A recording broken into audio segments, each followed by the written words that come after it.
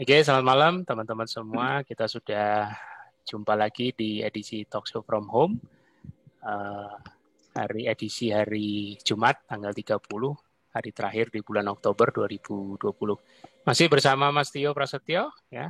Saya mau sapa beliau. Halo Mas. Halo, udah berapa kita? Kita sudah 76. 76 Ramai. total 75. Penggemarnya Pak Maya banyak nih. Mbak Maya. Pak Tio. Gambar Mas Tio. Mas Tio juga sudah, Mas Tio. Mbak Maya juga sudah hadir nih. Udah hadir ya? Sudah. Makasih nih udah bisa gabung. Oh ya, jangan lupa nanti kenapa, mungkin pada bingung kenapa kok minggu setelah SFH kemarin biasanya kan Rabu dan Sabtu. Ya. Tapi kenapa ini dipercepat Selasa Jumat?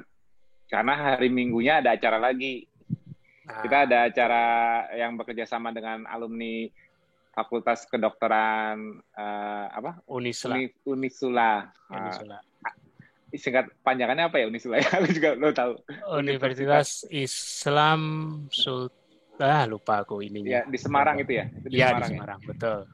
Ya, itu alumninya Mbak Wulan. Kita nanti bakal ngadain acara seperti biasa, pencegahan fatalitas COVID-19, tema besarnya.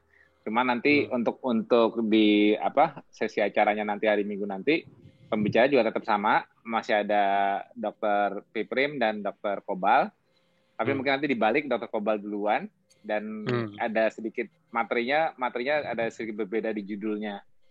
Dan mungkin nanti juga ada perubahan. Jadi acara besok Minggu tetap sama, masih khusus tenaga kesehatan. Jadi yang mau bagi tenaga kesehatan yang mau mendaftar ke acara, mau nonton gratis, itu bisa kontak Mas Budi, udah aku share kontaknya di mana? Di pengumuman di Blast, di pengumuman di Facebook, IG, dan juga di grup WA maupun Telegram, udah aku blast kemarin. Itu bagi nakes yang untuk ikut acara Zoom-nya bisa langsung lewat Mas Budi. Tapi untuk yang non-nakes, seperti biasa, nggak usah khawatir. Aku sendiri juga non-nakes kan, jadi kita nanti nonton rame-rame di Facebook Live-ku. Nanti aku live Facebook seperti biasa. Oke, itu jadi ingat acara besok jangan ketinggalan. Acaranya mulai dari jam 7 malam waktu Indonesia Barat sampai jam 9.30. Ya, mungkin ngaret-ngaretnya jam 10 lah ya. Kalau seru ya pembahasannya. Kemungkinan. Oh, TFA aja ngaret kok. TFA aja bisa molor waktunya. Yeah. Oke, nggak lama-lama lagi kita langsung interview ke Mbak Maya seputar pengalaman KF-nya, misalnya contohnya kenal dari mana, alasannya apa, perbaikan yang dialami, atau bahkan mungkin kendalanya apa, respon keluarga, lingkungan, atau bahkan mungkin sejawat. Nah, monggo Mbak Maya, ditunggu cerita inspiratifnya nih. Silakan Mbak Maya. Ya, ini saya sharing aja sih ya, Mas Tio dan teman-teman semuanya. Jadi itu awalnya kayaknya waktu pas ada di Facebook gitu ya, di beranda Facebook saya itu, saya baca kok ada, saya lupa Mbak U, tahun 2019 ya, atau 2018 saya lupa. Ini 2018 saya baca-baca aja sih. Oh ini ada yang kayaknya Mbak Uli apa ya, saya lihat Mbak Uli kan jadi cantik banget tuh, jadi langsing banget. Nah, terus saya di situ baca-baca aja juga, kepoin. Terus ada juga yang dari beratnya underweight jadi terus naik untuk perbaikan. Terus ada juga yang punya penyakit terus jadi ini sembuh kayak gitu. Terus akhirnya saya kepoin, terus saya baca-baca baru saya render aja sih. Habis itu terus Agustus 2019 itu sempat mau ikut Pak Firman Wahyudi itu ya. Waktu itu Pak Firman kayaknya bikin ngajak siapa yang mau ikut. Ya dibimbing rame-rame gitu dalam satu grup yang sama. Ya, cuma saat itu saya daftar, cuma terus akhirnya belum. Terus akhirnya saya baru baca-baca dulu aja protokolnya gimana, terus Jadi mulai Agustus itu saya baru stop makan nasi ya waktu itu. Tapi yang lainnya karbo belum ya, tepung-tepungan apa belum? Belum, stop nasi sama apa ya, minuman yang manis-manis sih. Itu aja. Terus kalau perbaikannya yang pertama itu jelas apa ya, kalau dulu itu saya sering masuk angin Mas. Terus sering mah ya? Sering mah ya? Iya, masuk angin mah, terus biasanya tuh langganan tukang pijit buat kerokan. Terus,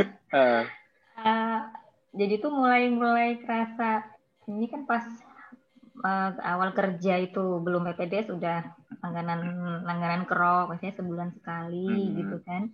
Terus setelah masuk PPDS kok tambah ini sebulan bisa 2 kali kerokannya. PPDS apa sih? PPDS apa ya? Residen. Yang di kedokteran. Spesialis. Ya. Aku masih kadang-kadang vocabnya kurang bagus tuh di dunia nakes, ada PPDS, ada residen. Aku kadang-kadang suka bingung artinya apa. Terus setelah pokoknya sebulan bisa sampai 2 kali tuh manggil tukang pijit buat kerokan yang jelas. Kalau sekarang tukang pijitnya. Tukang pijit pada komplain semua nih gara-gara ada KFC. Ya, jadi kalau sekarang ya alhamdulillah udah nggak pernah kerokan lagi sih. Terus kalau dulu kan banyak jerawat, dulu juga punya PCOS Mas. Dulu waktu sebelum hamil itu saya ternyata punya PCOS. Mensnya nggak lancar sih, terus banyak jerawat. Sekarang jerawatnya masih dikit-dikit. Tapi yang jelas kalau dulunya overweight nggak Mbak? Dulunya overweight nggak? Sorry. Nggak pernah overweight Mas. Normal weight, cuma ada masalah di hormonal. Jadi kayak mensnya nggak lancar, PCOS gitu ya? Iya. Itu sih. Sekarang lancar mensnya? Lancar. Terus saya juga punya alergi dari kecil Mas. Oh ya?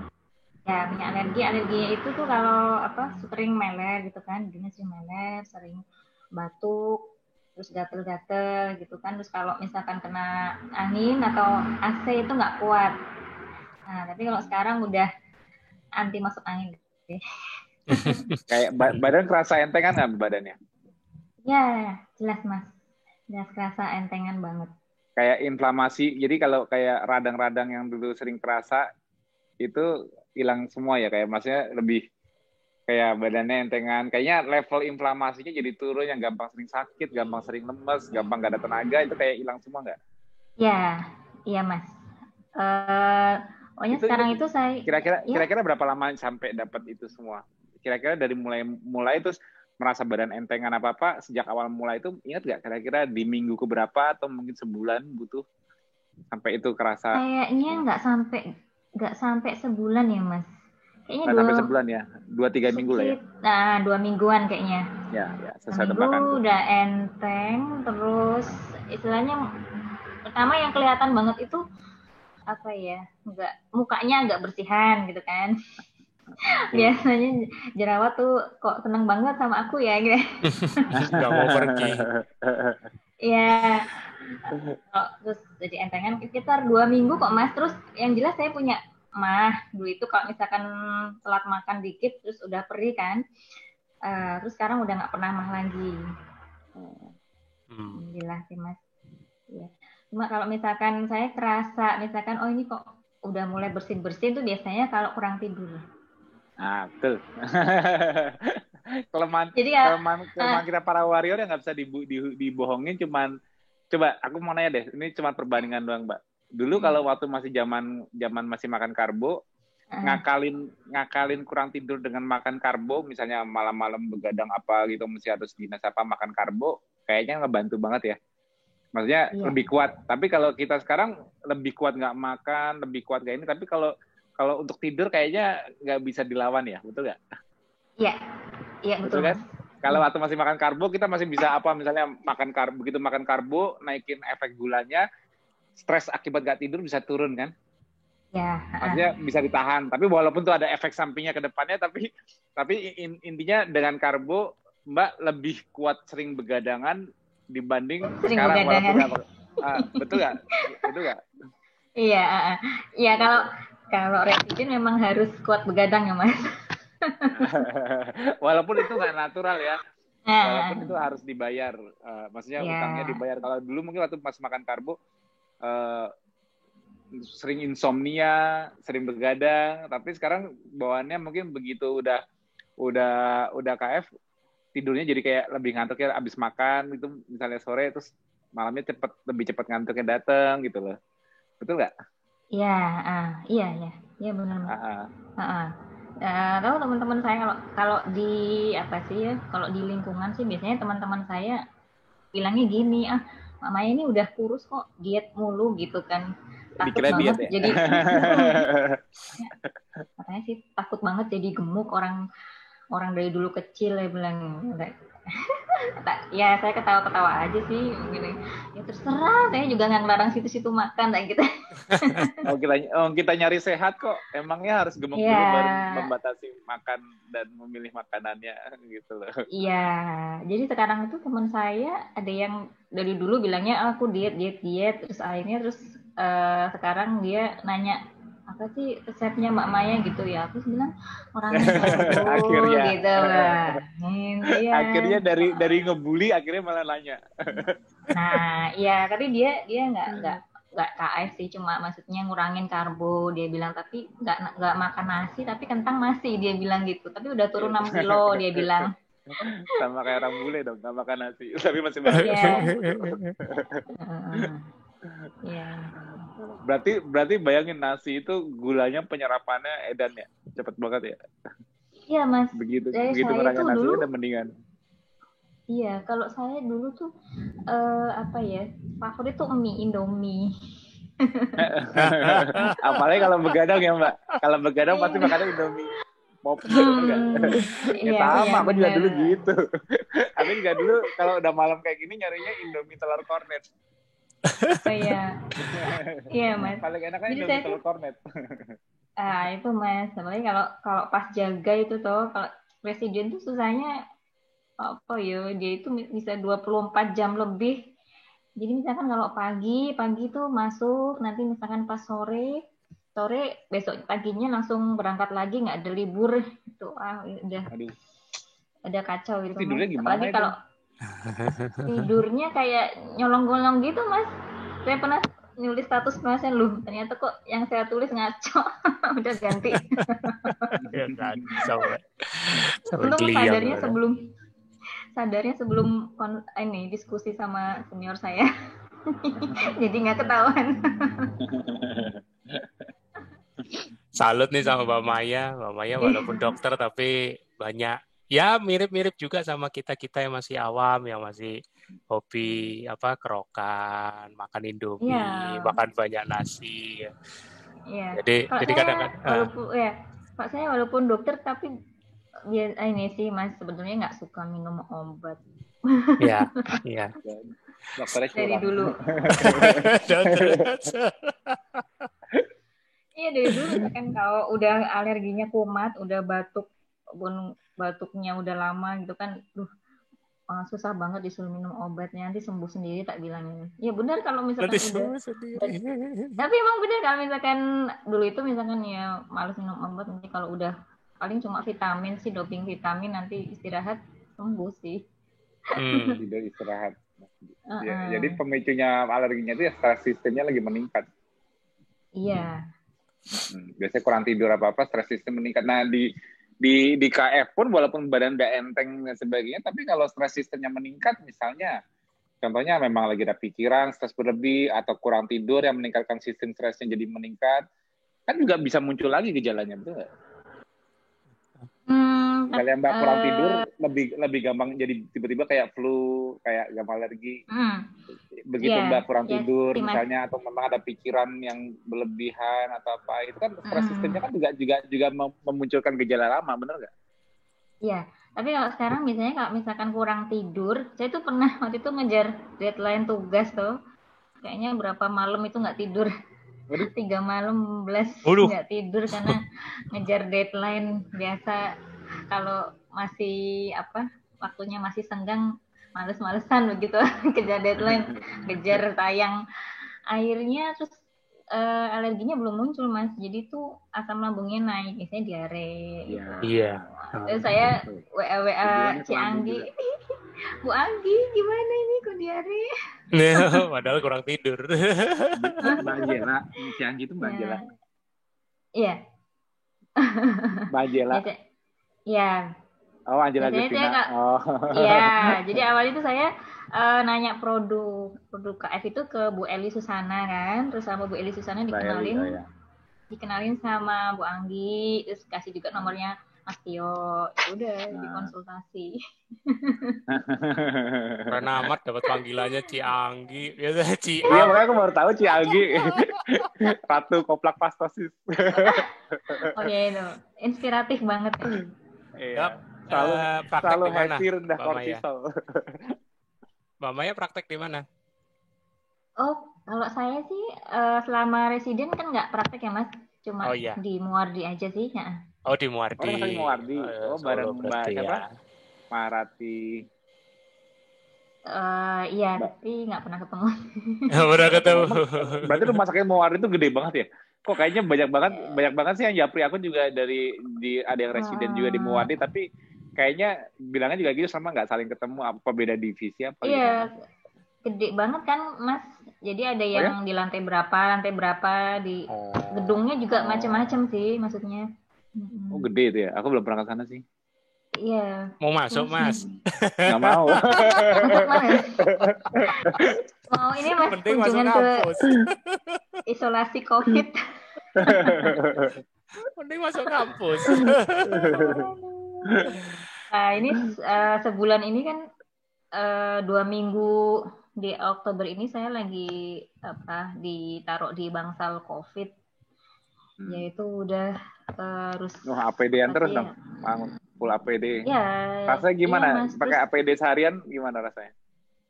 Aduh rasanya kayaknya berat saya turun kayak sauna gitu. Sauna ya. Kalau dibanding teman-temannya gimana? Daya tahannya mendingan nggak?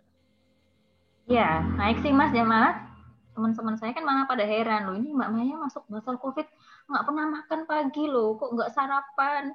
Ya udah Mbak, makan dulu, saya nanti makannya siang nanti.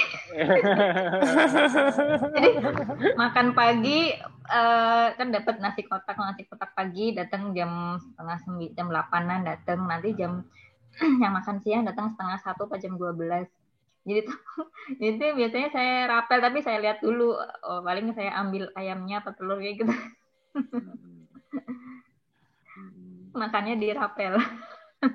Makanya di rapel ya. Iya nggak apa-apa. Ya. Terus nasinya dikasih siapa? Nasinya saya kasih ke teman saya yang doyan nasi. Iya, jangan dibuang ya, saya mubazir. Iya, rotinya juga gitu. Ya udah. Oh, dapat nasi, roti dan sebagainya. Iya, sebetulnya di sana bagus Mas. Dapat jatah telur, itu kan telur rebus kan Mas.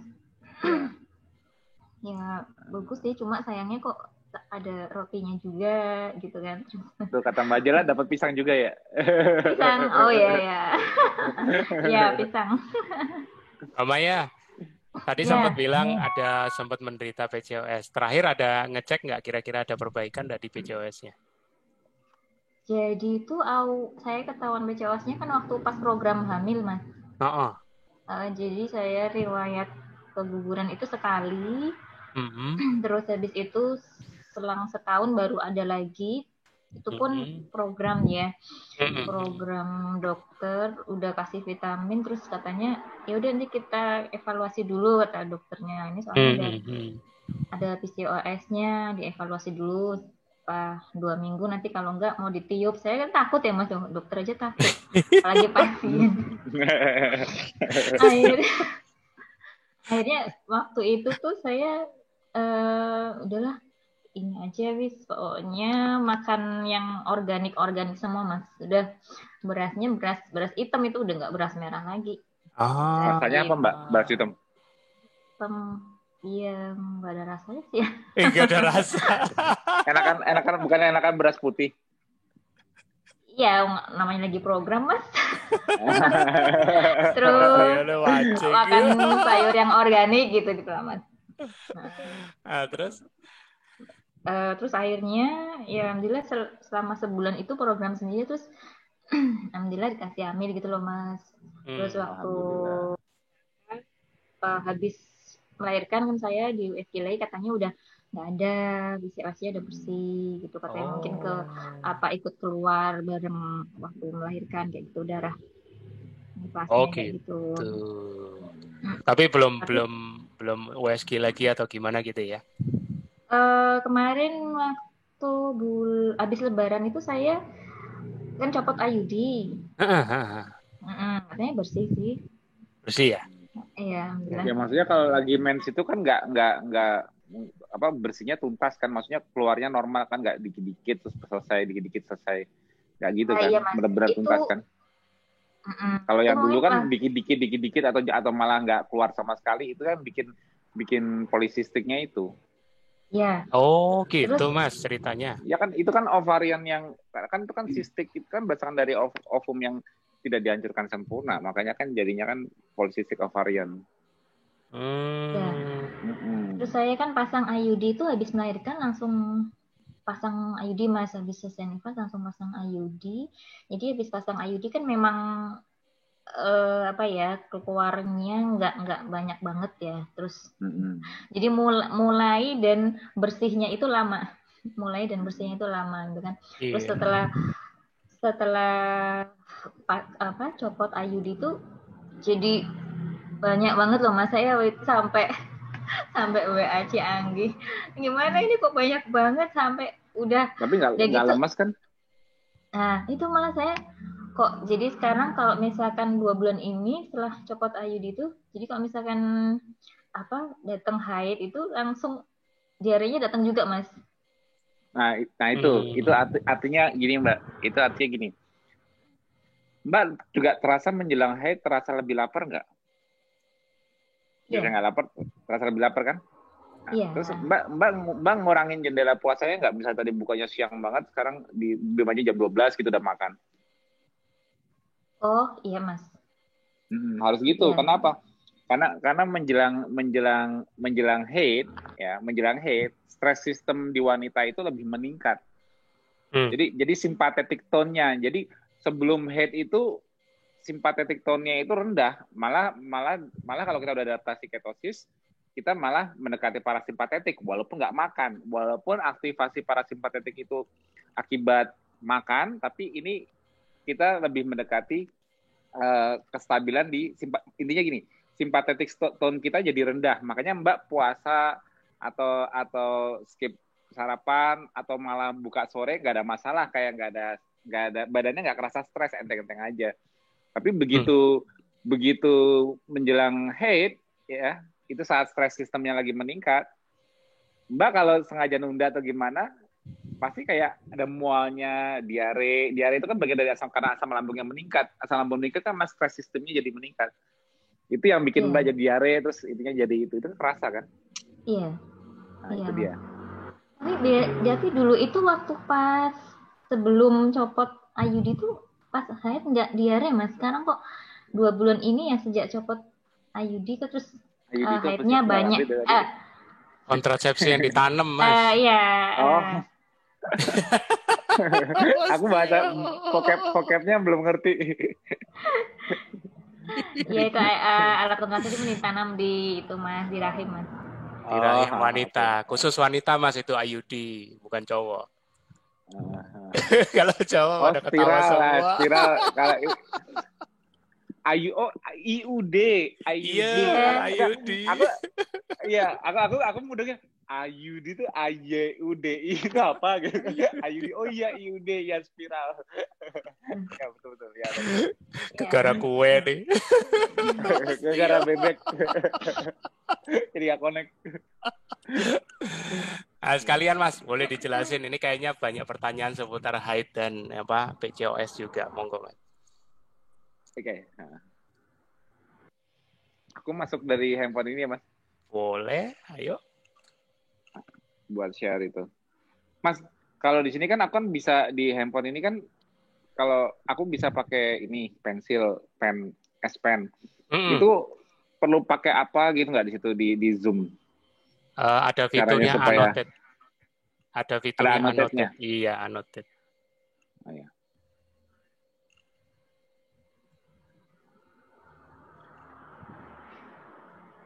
Tuh, langsung pada minta sekalian menopause.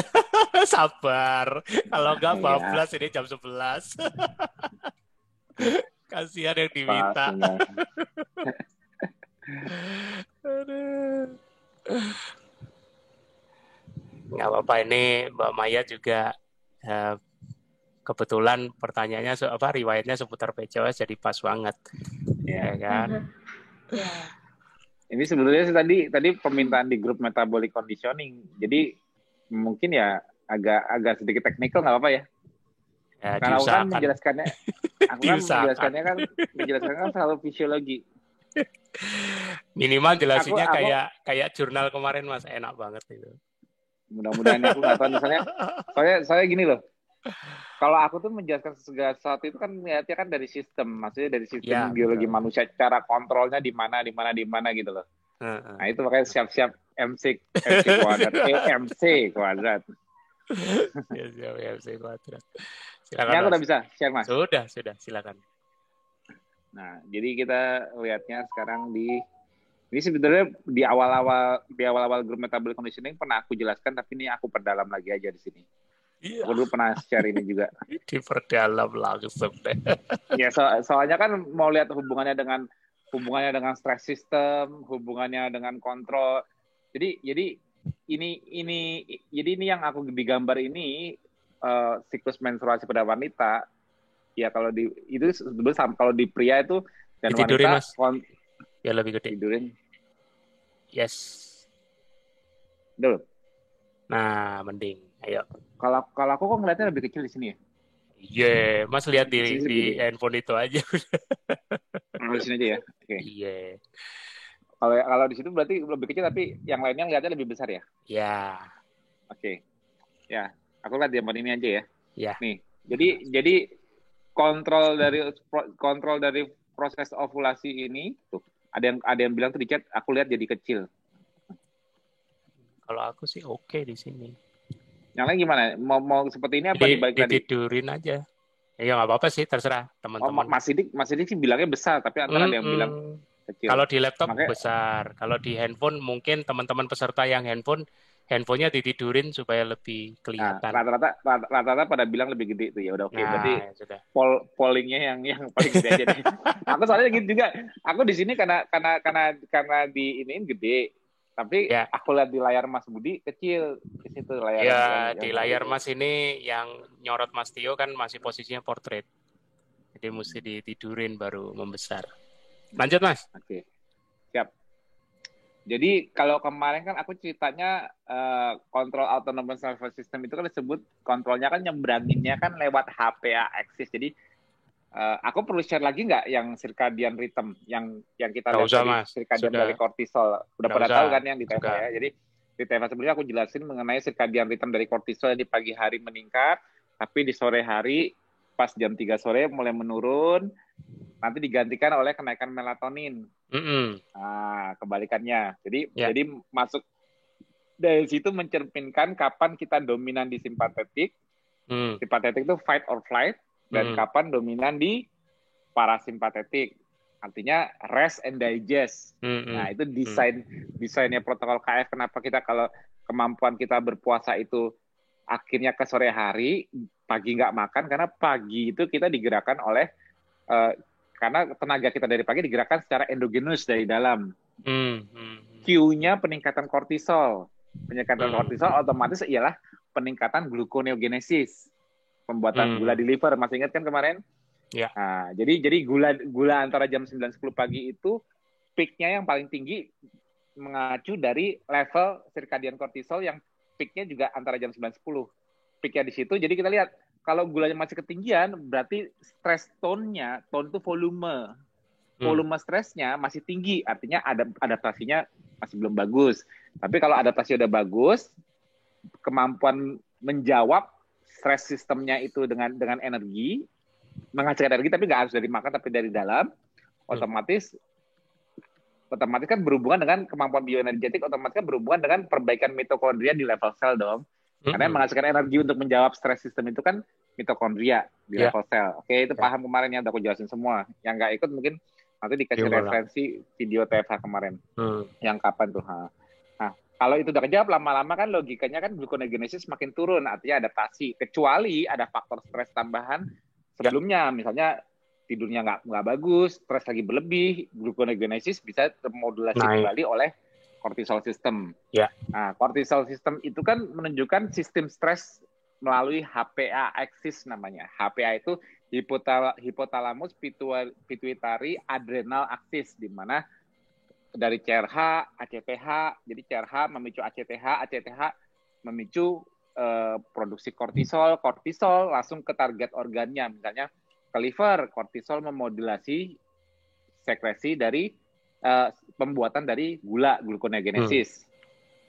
Tapi sympathetic nervous system-nya via katekolamin, epinefrin juga ikut memodulasi gluconeogenesis, artinya meningkatkan ekspresi enzim PEPCK yang merupakan rate limiting step dari gluconeogenesis. Jadi modulasinya kortisol dan sympathetic nervous system, sehingga semakin tinggi stresnya, tercerminnya dari peningkatan kortisol dan efek aferen dari sympathetic nervous system yang meningkatkan jumlah glukosa yang diproduksi.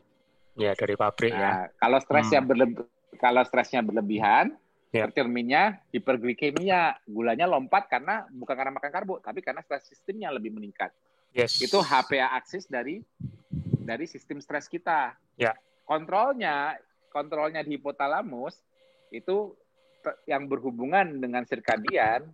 Sirkadian itu kan yang ngontrol kan SCN, supramatic nucleus system. Nah, supramatic nucleus SCN yang di central nervous system kita yang berhubungan dengan HPA axis ini, tercermin dari cortisol system dan sekresi katekolamin. Katekolamin itu epinefrin dan norepinefrin. Nah, kalau sekarang kita ngebahas ini disebutnya namanya HPG axis. Ini kan HPA axis, ini HPG. Ini hypothalamus pituitary gonad axis. Gonad itu kelenjar seks. Ya, makanya katanya mau lebih dalam. Ya kalau mau lebih dalam ya aku dalamin sekalian. Gonad ya, pakai D ya. Ya, gonad axis. Jadi efeknya ke produksi testosteron kalau di pria, terus kalau di ovari untuk produksi estrogen, progesteron. Nah, itu HPG axis. Nah, itu nanti hubungan dengan sistem stres. Jadi, apa hubungan HPA dan HPG axis? Semuanya juga kontrolnya sirkadian. Nah, ini yang banyak yang belum sampai sedalam ini. Makanya lama-lama kita kan kalau belajar KF kan lama-lama kan aku bisa ngeluarin ilmu yang sebelumnya nggak aku keluarin, jadi lebih lama-lama kita makin advance lah. Ternyata sistem biologi manusia ini nggak sesimpel yang kita lihat. Kontrolnya berbagai macam tadinya. Ya, dari kita kemarin rame COVID belajar imun sistem. Sebelum itu kita belajar metabolisme, belajar di level sel untuk pathway metabolisme, glikolisis, beta oksidasi dan sebagainya. Tapi ternyata ada Q lain faktor dari cellular signaling. Cellular signaling seperti AMPK, mTOR, efeknya ke recycle, ke autofagi. Nah, sekarang ada kontrol sistem saraf juga. Jadi kompleksitas tubuh kita itu luar biasa, tapi semuanya itu saling berhubungan, saling ada kontrol sistemnya, ada negatif feedback-nya. Nah, nanti kalau makin lama kita belajar fisiologi, kalau kita rajin ngikutin TFH, nanti kita jadi ngerti, kita bisa lihat the big picture-nya itu seperti apa dari sistem biologi manusia. Oke, ini sekarang kita mempelajari HPG axis. Dari HPG axis ini udah kelihatan sebetulnya. Coba lihat ya. Itu aku nggak pakai annotate karena aku masih bingung. Aku lupa kemarin caranya gimana. Tapi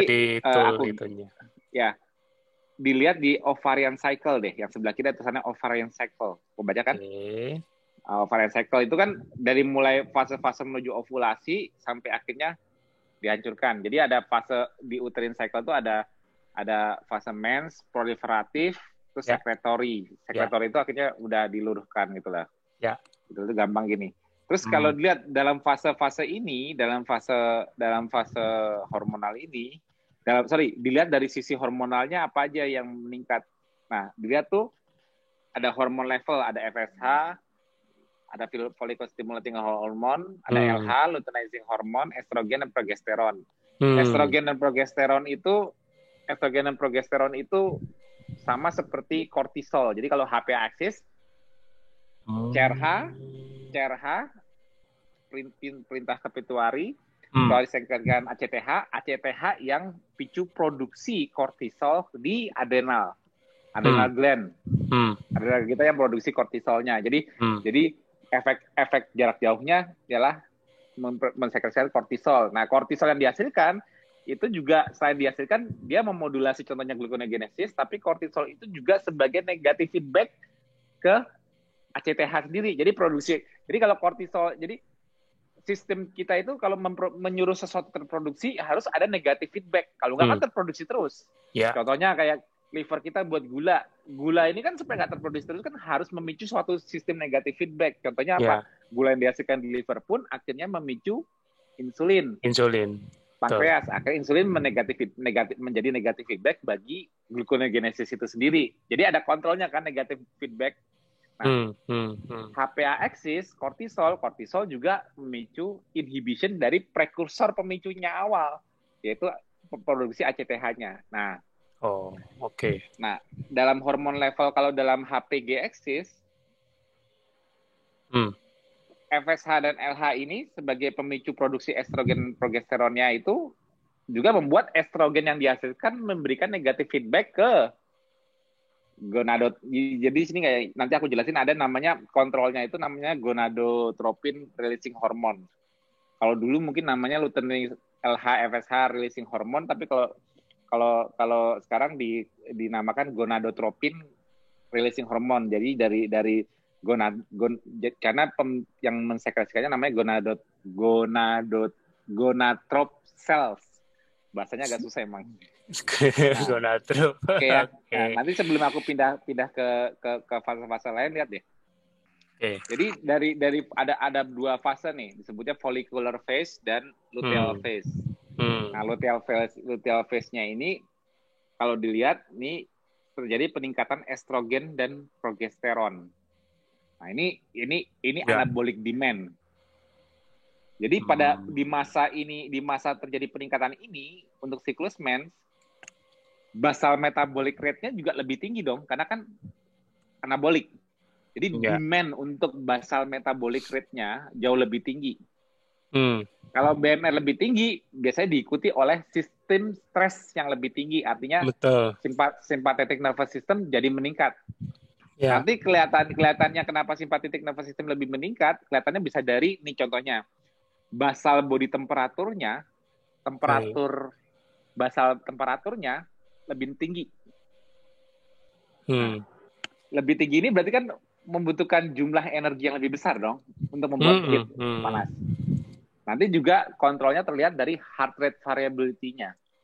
Jadi mungkin dijelaskan juga heart rate-nya jadi lebih tinggi di saat mens. Oke, ya. Ini sekilas mengenai ini udah aku jelaskan semua. Aku pindah ya.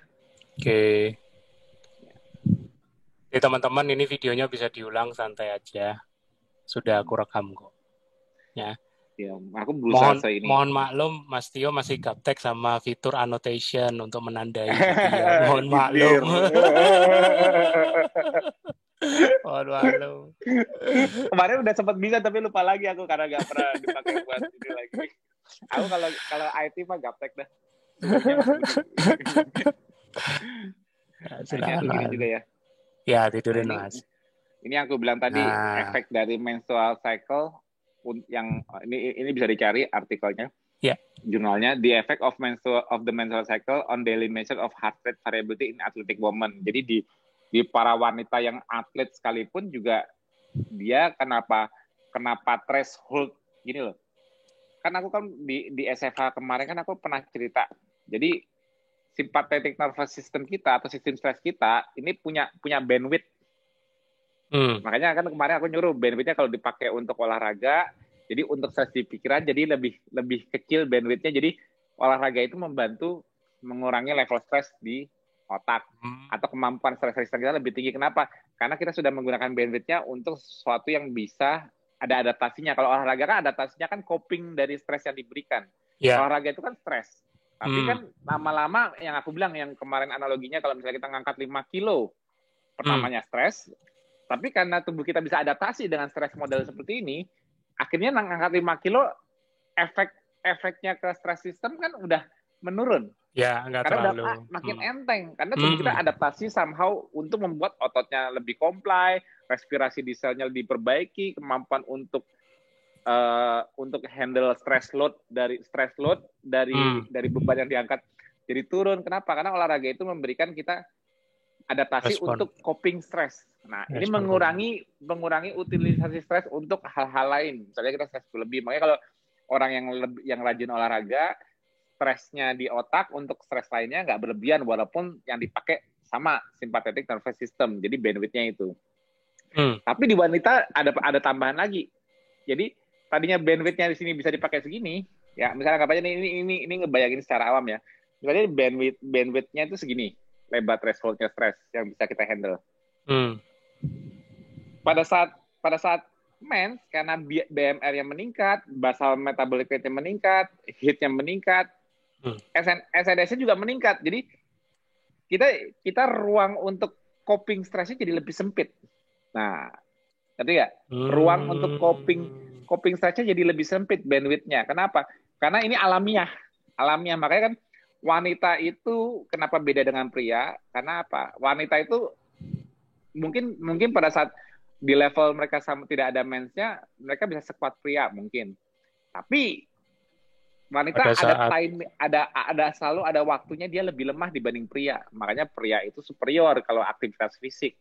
Superior untuk kemampuan survival-nya. Nah, kalau wanita survival-nya itu nggak setinggi pria logiknya. Karena apa? Dia ada masanya dia lemah. Karena stress mengecilnya itu harusnya dia udah punya kemampuan threshold stress gini, tapi setiap waktunya dia mens, kemampuan coping stressnya lebih menurun.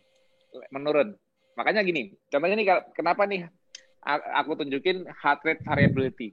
Jadi kalau seorang atlet itu kalau misalnya kita biasa lari, biasa apa, kemampuan kita untuk sampai, jadi kalau BPM itu beat per minute dari detak jantung itu juga ada threshold-nya.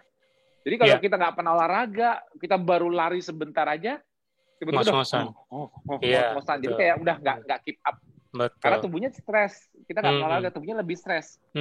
Akhirnya orang nggak pernah olahraga itu kemampuan handling stres dari olahraganya itu masih minim karena dia udah cepet sampai ke peak-nya. Iya. Tapi kalau seorang atlet, kenapa seorang atlet itu akhirnya memiliki BPM basal pada saat nggak olahraga, dia memiliki heart rate variability yang sangat rendah dibanding orang normal.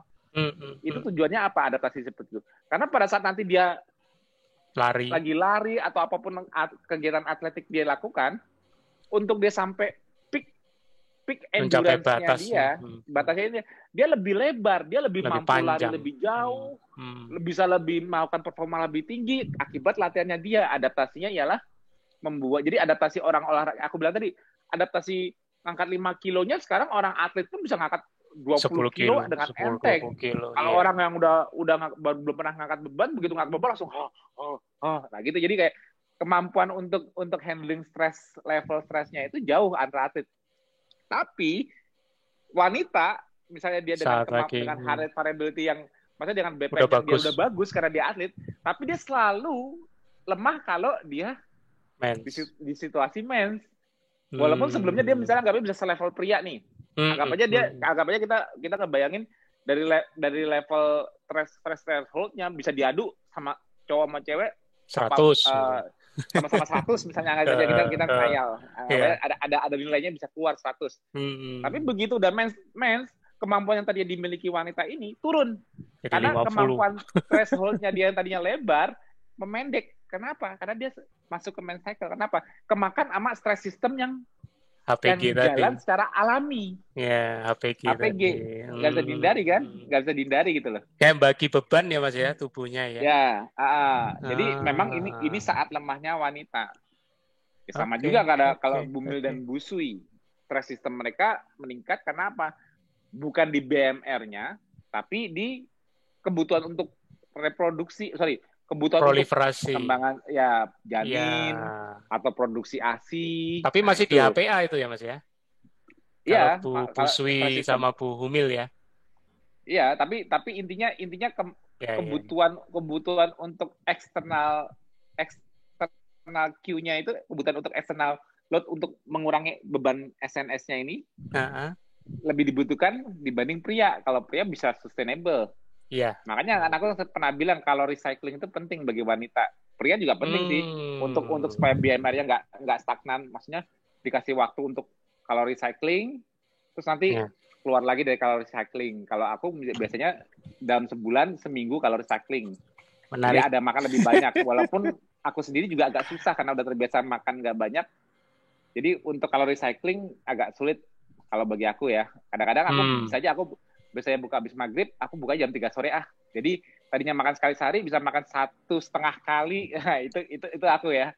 Oh, tapi kalau kita nyontohnya kayak misalnya Lina, istriku kalau udah menjelang mens, dia udah kerasa, dia udah lebih lapar. Maksudnya dia biasanya juga bisa jam 2 jam 3, ini jam 12 udah buka makan. Jadi dan makannya juga volumenya udah beda.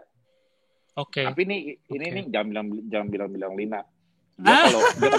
Dia kadang-kadang suka ini. Aduh Mas, jangan bilang gitu, udah direkam ntar kalau dia jangan lihat timbangan. Kan aku kan selalu bilang sama Warrior, jangan lihat timbangan. Nah ini istriku masih belum ngerti juga, bilang ngapain sih lihat timbangan terus, minum aja air naik. Nah dia dulu bukan sekarang, dulu dia suka stres kayak gitu. Menjelang haid atau dia lapar, dia udah makan. Efeknya apa? Stres sistemnya meningkat. Tambah meningkat, apa? Betul. Ya, malah defisit. Ya, dia jadi sensitif. Iya, jadi defisit, betul. Pengaruhnya ya, kemana-mana. Suaminya. Tim Lukit kue, Mas. Tapi kalau ada yang ngirimin kue, dia senyum kok. Tenang. Sempet-sempetnya modus ya. Oke, Mas, lanjut. Oke, berarti ini satu sistem yang jalur berbeda, tapi juga punya beban. Begitu ini lagi masuk masanya, itu juga meningkatkan stres dan membuat alokasi pembagian sumber daya badan kita itu terbagi ibaratnya, khusus di wanita. Lanjut. Ini udah berubah belum? Nah, ini enak tuh. Ya. Nah, yang aku bilang tadi itu yang gonadotropin releasing hormone. Ya. Nah, jadi kalau nggak ada stres, ini stres sistem meningkat ini juga terpengaruh oleh pikiran loh ya. Jadi stres sistem ini kan stres sistem secara alami. Pengaruh stres sistem di 5 pilar, jangan lupa tidur kurang, stres lebih dari pikiran karena urusan duniawi apapun. Atau keletihan, overtraining, itu juga stres sistem, mempengaruhi ke stres sistem. Jadi yang tadi aku bilang itu kan sirkadian ataupun alaminya. Tapi bisa dimodulasi, stres itu bukan suatu hal yang jelek loh, karena stres sistem tubuh kita itu fungsinya fungsi biologi. Memang itu ada karena ada fungsinya. Yang nggak bagus itu kan kalau berlebihan. Ya. Ngerti nggak? Nah, jadi jangan selalu mengidentikan stres sistem itu, stresnya itu dengan negatif. Enggak, stres sistem itu kontrol HPA axis loh. Kita ketogenesis, gluconeogenesis, itu kan kontrolnya stres sistem dong. Kalau nggak ada stres, gimana kita bisa buat gluconeogenesis? Masa gula terus dari luar? Kan nggak mungkin. Kadang-kadang asosiasinya masih stres itu, kamu udah mikir sesuatu, padahal enggak juga. Jadi yang aku bicarakan ini stres sistem fisiologi, bukan stres yang negatif. Ya memang kalau bisa kita happy terus, ketawa terus kayak Manjela, bagus. Stres sistemnya, thresholdnya jadi rendah. Tapi ini yang aku bilang ini stres sistem, bukan stres yang karena apa gitu pikiran. ya.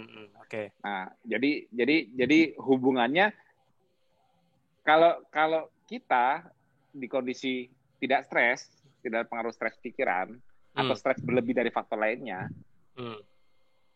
sekresi dari gonadotropin releasing hormone ini untuk memicu sekresi LH, FSH dan selanjutnya estrogen dan progesteron itu normal.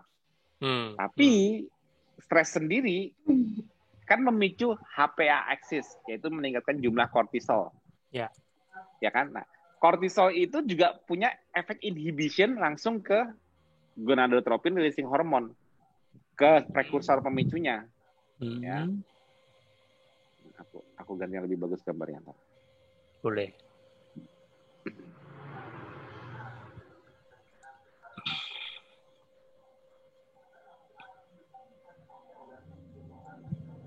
Masih gambarnya. Emang ini tidak tembak tadi topiknya. Kalau enggak biasanya udah disiapin. Ya. Tembak dulu. Nah, lanjut, ini pengaruhnya. Jadi pengaruh hubungan antara HPG, ya, HPG itu kan tadi aku bilang normalinya tadi HPG, hipotalamus pituitary gonadal axis dengan HPA axis, ada yang cortisol system. Efeknya apa? Nah ini.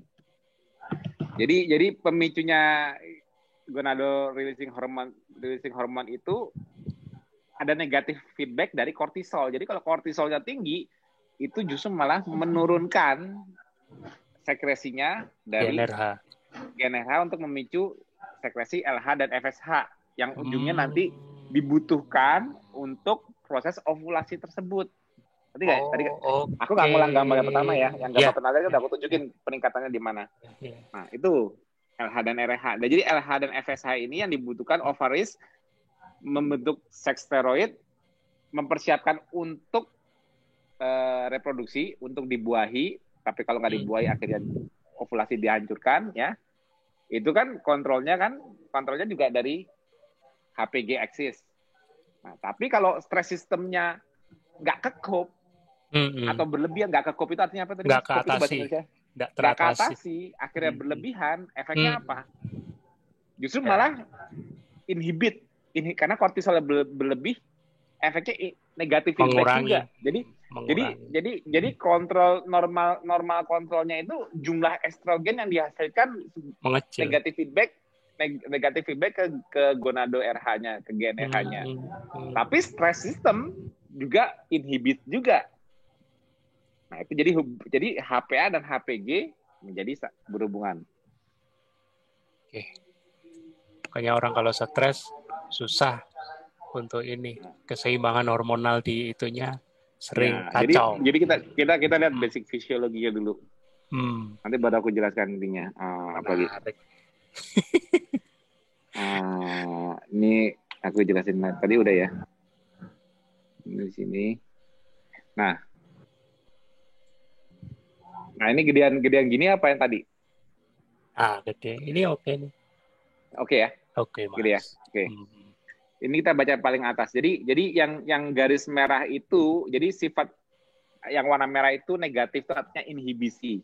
Oke. Ya, kalau yang hijau positif itu aktivasi. Nah, ini aktivasi dari KNBG neuron itu singkatan dari ada kispep ini beberapa neuron ya, nggak usah aku jelaskan, tapi dia sifatnya untuk akhirnya positifnya itu menghasilkan kispeptins yang memicu sekresi GnRH, gonadotropin releasing hormonnya, dan akhirnya memicu sekresi LH, luteinizing hormone dan FSH. Oke ya, itu yang sebelah kanan itu positifnya.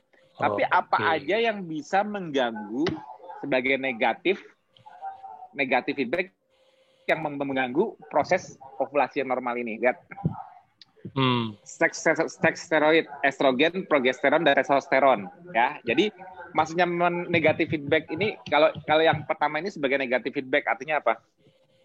Estrogen yang dihasilkan dari respon terhadap LH, FSH, jadi estrogen dan progesteron yang dihasilkan itu memberikan negatif feedback untuk menghentikan agar tidak berlebihan produksinya. Ini negatif feedback alami. Jadi sama kayak kayak ACTH, adrenalin, TRH, ACTH, kortisol negatif feedback kembali. Jadi yang atas itu ialah output yang dihasilkan dari efektor substratnya yaitu hormon steroidnya itu menegatif feedback juga ke produksinya. Awal pemicu produksinya ya. Nah, di sini juga ada testosteron. Nah, jadi makanya pria itu juga menghasilkan testosteron dari jalur yang sama. Nah, dia di testosteron itu juga memberikan negatif feedback untuk tidak berlebihan dari tesnya. Tidak berlebihan jumlah testosteronnya. Kalau berlebihan kan ntar malah prostat. Ntar malah on. Iya. Nah, sekarang negatif feedback berikutnya apa? Contohnya inflamasi. Contohnya acute dan chronic illness, inflamasi.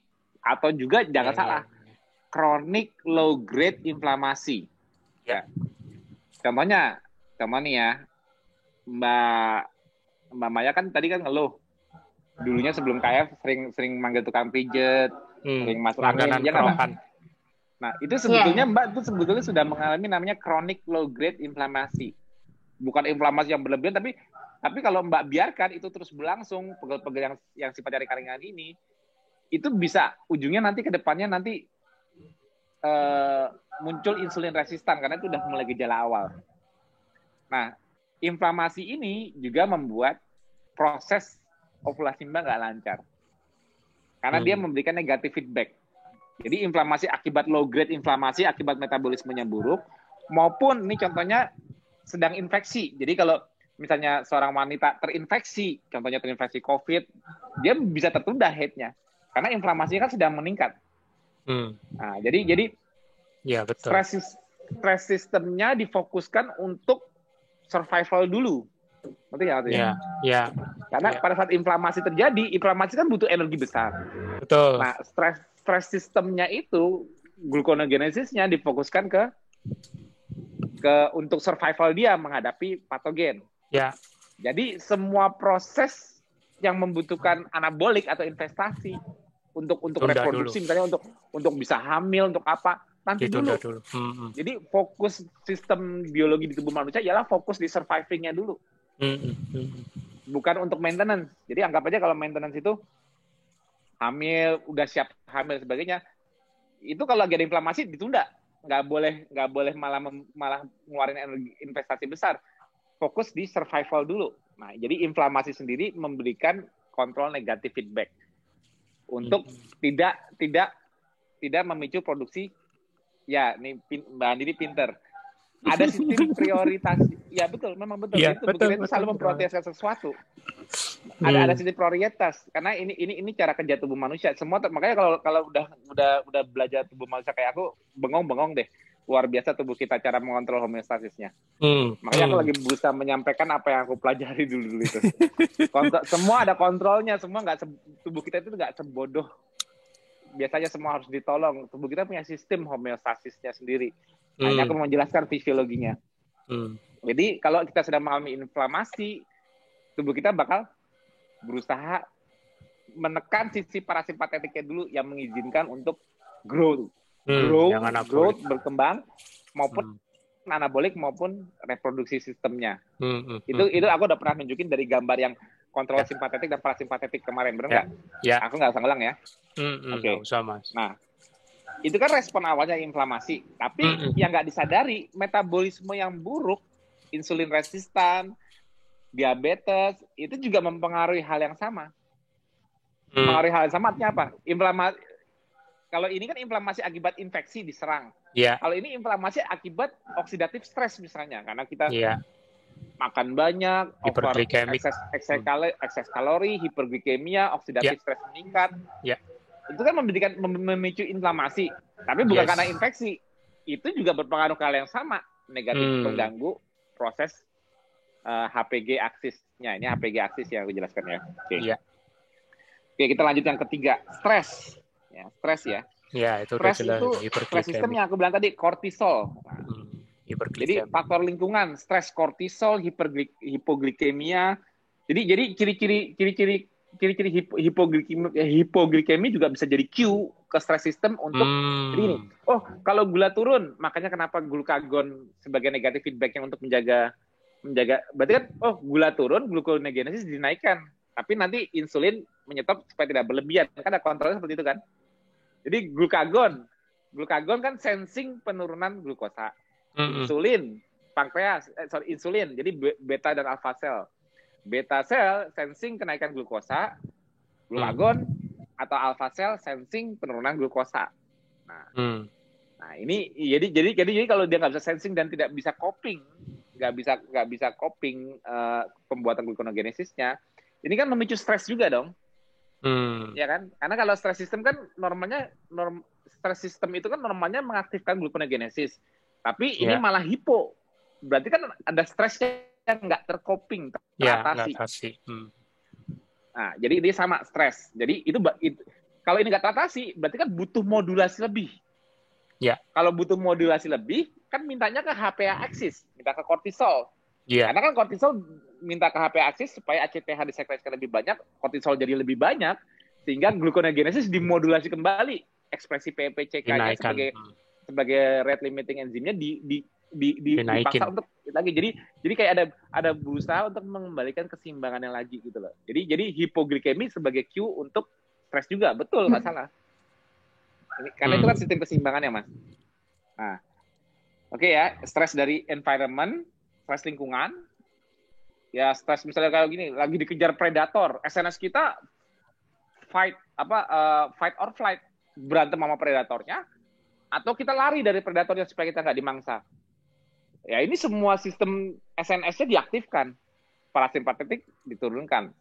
Nah, itu jelas sangat inhibit ke HPG axis sebagai jalur anaboliknya, benar nggak? Oke ya, paham ya? Oke.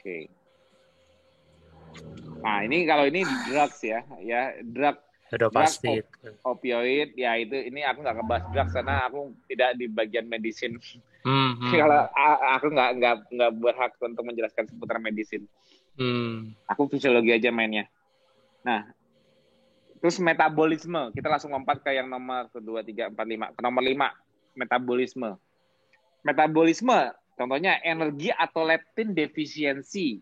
Energi. Kalau kita, jadi indikasi bahwa energi kita cukup, ya indikasi bahwa energi kita cukup ialah sensor dari leptin. Jadi leptin yang disekresikan oleh adipose tisu, sel-sel lemak kita, memberikan sensor ke otak bahwa di gudang cukup tenaganya untuk survive. Jadi kalau fasting, kalau kita di jendela puasa, kan terjadi penurunan leptin. Kenapa? Karena kan peningkatan adiponektin, tapi penurunan leptin. Kenapa? Karena kan lipolisisnya tinggi, artinya lemaknya kan dibagiin buat membiayai energi saat puasa di jendela puasa, benar nggak? Nah, terjadi penurunan leptin. Nah, penurunan leptin ini kan otomatis identik dengan kondisi puasa, yaitu SNS, sympathetic nervous system. Otomatis, ya jelas, kalau leptinnya berkurang, otomatis HPG axis juga di stop. Jadi kalau puasanya panjang, juga inhibit, karena leptin defisiensi dong. Ngerti nggak maksudnya? Nah, tapi kalau kita udah makan, di jendela makan, leptinnya kembali terpicu, justru malah mendorong. Leptin naik. Nah, jadi mengizinkan kontrol parasimpatetik aktif kembali. Mengizinkan sisi HPG axis untuk jalan. HPG axis yang mengaktifkan contohnya RH dan FSH. Nanti kalau ngikutin aku terus nanti ngerti deh. Ya. Nah, ini kebalikan juga hiperglikemia juga inhibit. Ya, ini baru hiperglikemia inhibit, nggak bagus ke. Terus ini kalau ini kan gonadotropin inhibitory hormon.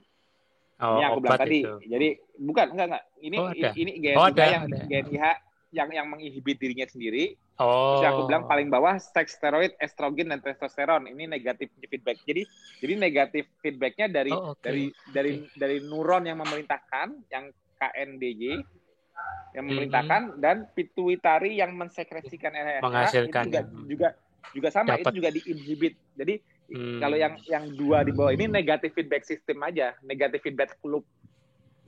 Yang kita perlu sorotin ialah faktor di luar negatif feedback loop ini. Inflamasi, stres, dan metabolisme.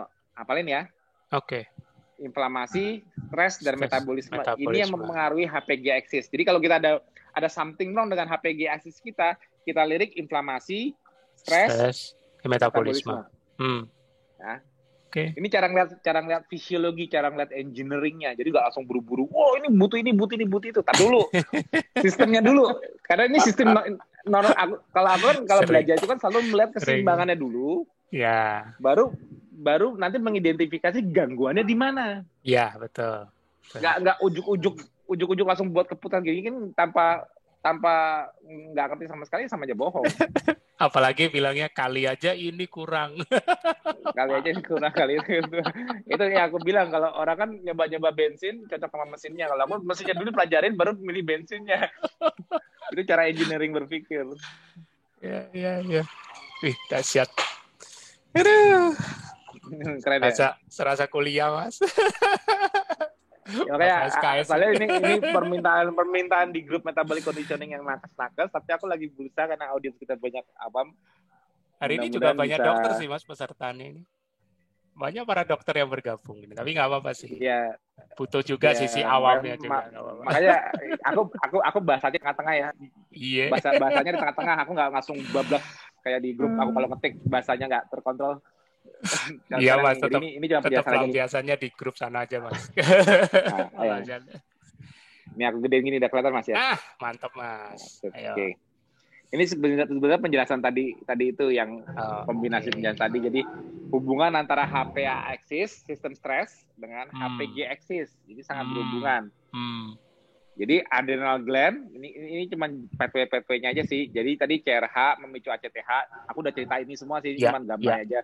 Terus outputnya dalam bentuk adrenal gland, terus memicu kortisol, ya, negatif feedback juga, thalamus dan pituitari. Ini kortisol sendiri memberikan negatif feedback untuk kontrolnya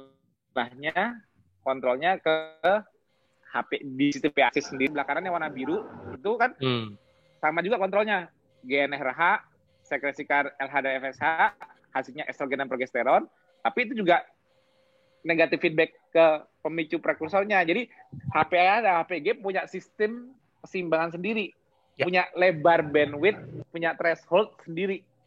Jadi kita ngebayangin itu kayak ada threshold yang membatasi. Yang kayak segini nggak bisa berlebihan, gitu. Ya. Limiter kalau di audio. Kalau ada gangguan berarti ada something wrong. Ya. Nah, jadi contohnya gini, pankreas mensekresikan insulin, logikanya gula turun, sehingga gula yang menjadi sumber pemicu polarisasi untuk kalsium influx ke dalam beta sel sehingga mensekresikan insulin kan, karena gula turun kan, gula ke pankreas juga turun kan, otomatis jumlah insulin yang disekresikan juga turun kan, juga harus turun. Nah, tapi kalau sampai terjadi hiperinsulinemia, artinya insulin yang berlebihan terus, berarti kan kontrol yang rusak, mengganggu negatif feedback yang alami ini. Nah, gitu lah ya. Kenapa aku ngajak ngelihat posisi seimbangnya dulu, baru kita cari gangguannya, gitu loh. Kenapa bisa orang hiperinsulinemia? Kenapa bisa orang hypercortisolism dan atau masalah hormon imbalan? Kita lihat sistem keseimbangannya dulu, gangguannya di mana? Oke ya.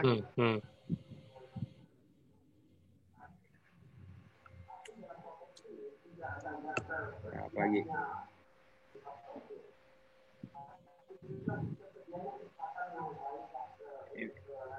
Nah, ini juga menjelaskan yang tadi juga sih. Ini cuman lebih ini aja. Ini aku skip aja ya, sama aja sih. Jadi stress system itu behavioral activation. Jadi yang aku mau tunjukin di sini ke behavior. Jadi stres itu menunjukkan ke stress system. Jadi kita berusaha selamat di kondisi stres. Jadi stres itu juga merupakan cue bahwa kita salah di mana nih? Ada yang lebih penting. Jadi cue-nya itu ada gitu loh. Jadi stress system itu fungsinya untuk kita tahu kalau kita stresnya berlebihan, kita harus tahu di mana koreksinya. Contohnya apa? Kurang tidur. Jadi cerminan jadi gini. Kalau stress system itu kortisol kan yang paling gampang terlihat kan modulasinya ke gluconeogenesis di liver. Artinya ekspresinya di darah kelihatannya gulanya meningkat. Jadi efek hiperglikemia dari kortisol menjadi cue, menjadi petunjuk bagi tubuh bahwa dia stres. Ngerti nggak? Nah, hiperglikemia kalau sebagai petunjuk dari HPA axis sebagai ekspresi dari tubuh yang sedang stres, lompatan gula darah lebih dari semestinya, harusnya normalnya itu memicu behavioral. Jadi secara psikologi dia tahu nih, aku lagi stres nih. Aku harus gimana untuk coping dengan stres ini? Ngerti nggak sih maksudnya? Iya. Ngerti nggak maksudku?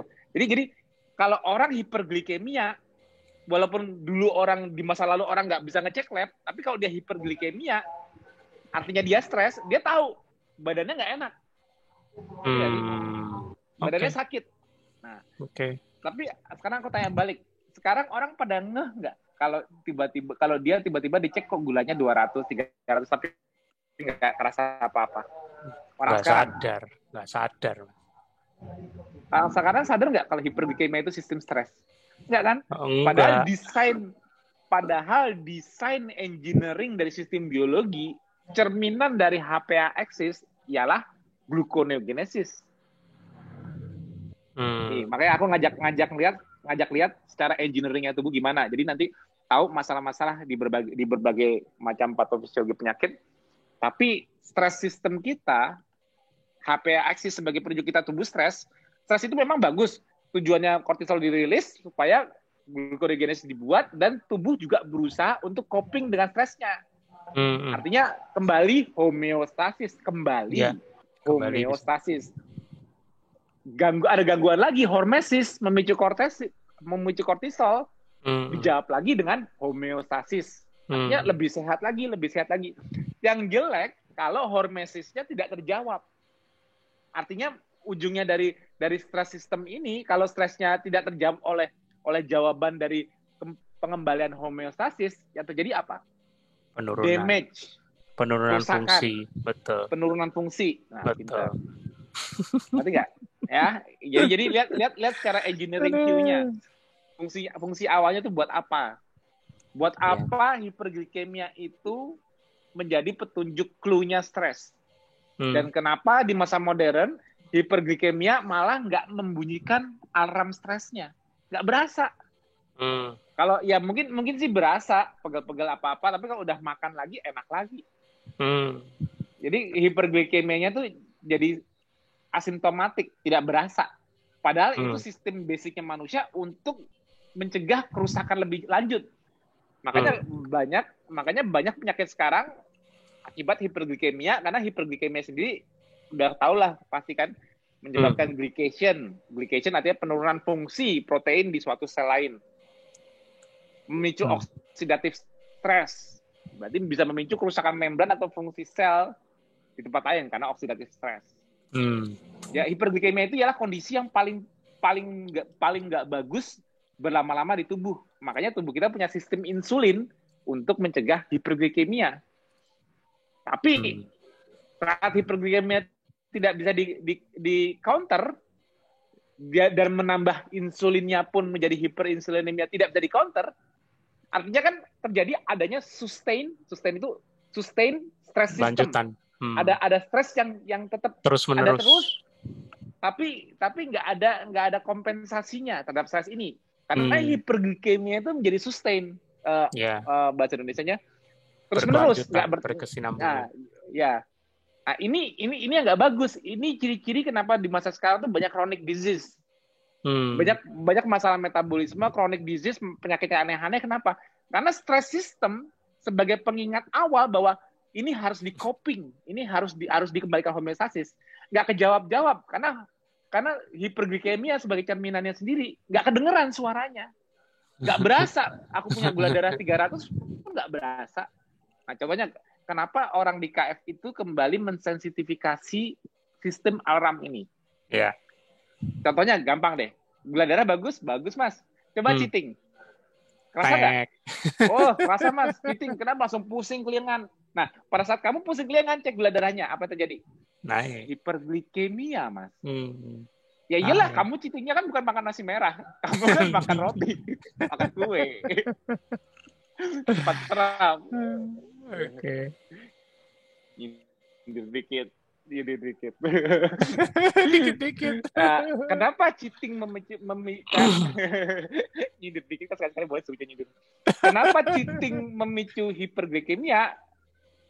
Karena kan udah aku jelaskan sebelumnya bahwa saat ketosis tubuh kita berusaha hemat gula, kemasukan gula cepat serap cepat, nggak langsung ujuk-ujuk langsung switch. Tadinya bakal lemak, ada gula, gue gula aja deh. Nggak mungkin. Dia tetap mikirnya itu gula dari liver, jadi harus dihemat. Ini kemasukan dari mulut, penyerapan cepat, lompat hiperglikemia. Tapi ingat, hiperglikemia dengan stres sistem sekarang linknya udah bagus, udah mengingatkan, muncul asam lambung, mual-mual, gemeter, apa gejala dehidrasi pun bisa muncul. Jadi mengingatkan bahwa itu stres. Ingat, masa lalu dokter, sorry ya para maaf. Masa lalu sebelum tidak ada obat, hiperglikemia dan stres sistem manusia untuk tidak mengulangi kesalahan. Jadi aku minum apa nih supaya nggak sakit? Enggak. Jadi mereka tidak mau mengulangi kesalahan yang sama. Karena saat mereka masa sakit, mereka harus cepat mengidentifikasi penyebab dia sakit apa. Contoh, mereka kejedot pohon lewat memicu ingat. Sama, dia salah makan. Ini apa ya?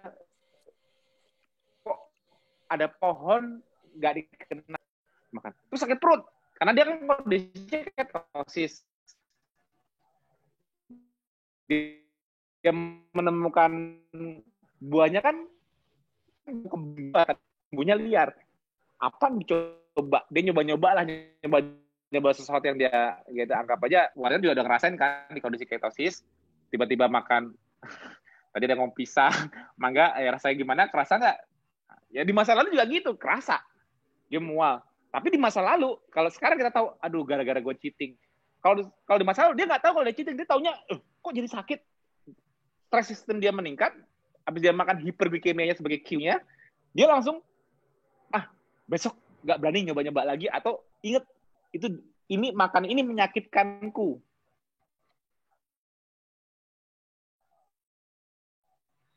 Ya, makan ini menyakitkanku. Jadi sakit itu ialah pengingat baik di masa lalu. Kita kini sakit tidak begitu mengingatkan kita punya sesuatu sakitnya. Tapi di masa lalu penting nggak untuk ingat penyebabnya? Penting nggak untuk sakit dibiarkan karena itu mengingatkan. Stres sistem kita jalan via hiperglikemia. Jadi surge gula yang berlebih itu juga memicu sistem stres meningkat. Nanti maksudnya? Ya. Kayak contohnya lagi cheating, itu stres itu mengingatkan behavioral change. Behaviornya ialah kalau ada sesuatu yang bikin stres, entah gue lari karena takut, kalau sakit ya jangan sampai sakit lagi. Jadi diharapkan dari sistem biologi yang didesain manusia ini, sakit itu sebagai cue bahwa jangan mengulangi. Kalau kita mengulangi terus, akhirnya kan jadi sakit kronis. Ngerti nggak? Dan manusia kan nggak sistemnya berlebih. Berusaha sembuh, coping lagi dengan stresnya. Mengembalikan homeostasis. Nah, yang masalah itu kalau stres sistem yang menggunakan hiperglikemia ini nggak kedengeran. Ini yang dan ini masalah zaman sekarang.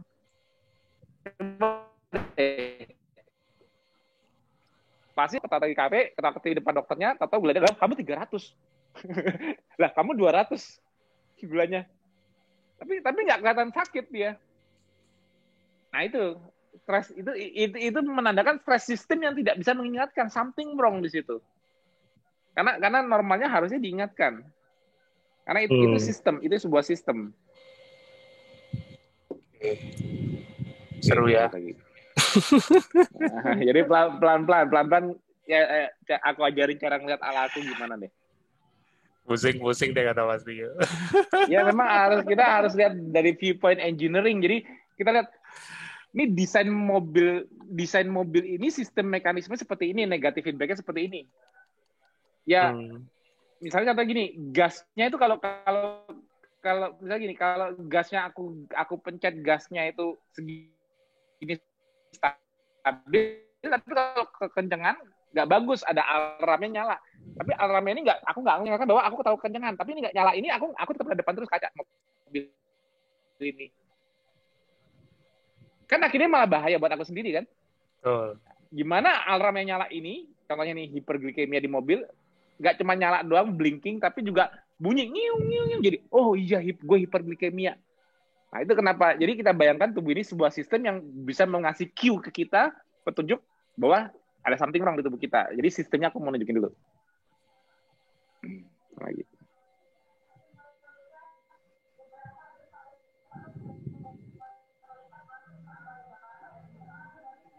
Nah, ini yang aku bilang tadi berhubungannya itu.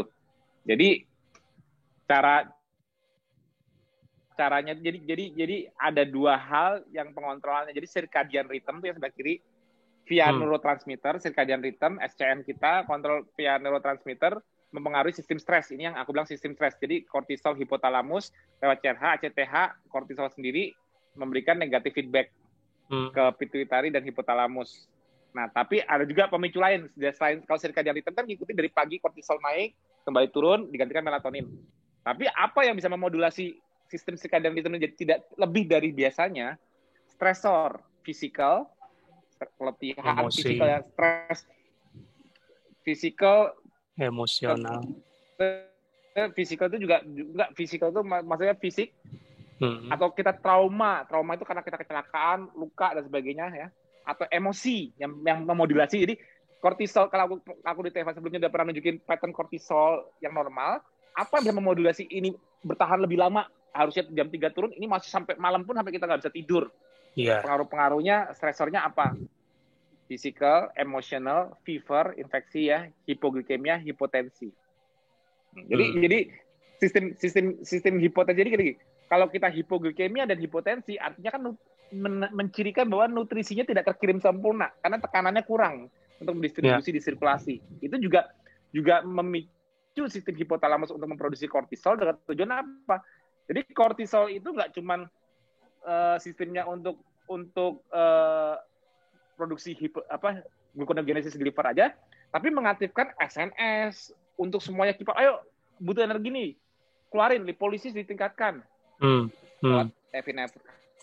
Katekolamin. Nah, juga kalau untuk mencegah hipotensi, sistem stres ini juga tensinya dinaikin. Karena kan hipotensi memicu untuk counter action. Jadi renin angiotensin sistemnya juga diaktifkan, aldosteron sistemnya diaktifkan.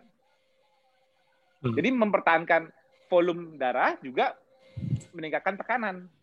Nah, itulah kenapa aku bilang hipotensi itu salah satu cue untuk negatif feedback untuk mengembalikan keseimbangan homeostasisnya. Ini berbagai macam hubungan kontrol. Ya. Jadi kalau kita, kok stresnya berlebihan. Nah, lihat cue-nya. Circadian rhythm sudah memberikan pattern kortisol. Tapi apa yang membuatku berlebih? Physical, contohnya trauma. Makanya jangan sampai kita trauma atau keletihan. Keletihan itu kadang-kadang memberikan overtraining. Itu memberikan trauma juga. Emosional ya, ini jelas, ini masalah semua orang, emosi. Makanya jangan emosikan, ketawanya kayak majalah terus. Fever ya, infeksi ya, itu nggak bisa dihindari. Kalau infeksi pasti memicu itu. Oke? Nah ya, sekarang dari fisiologi kita lanjut ke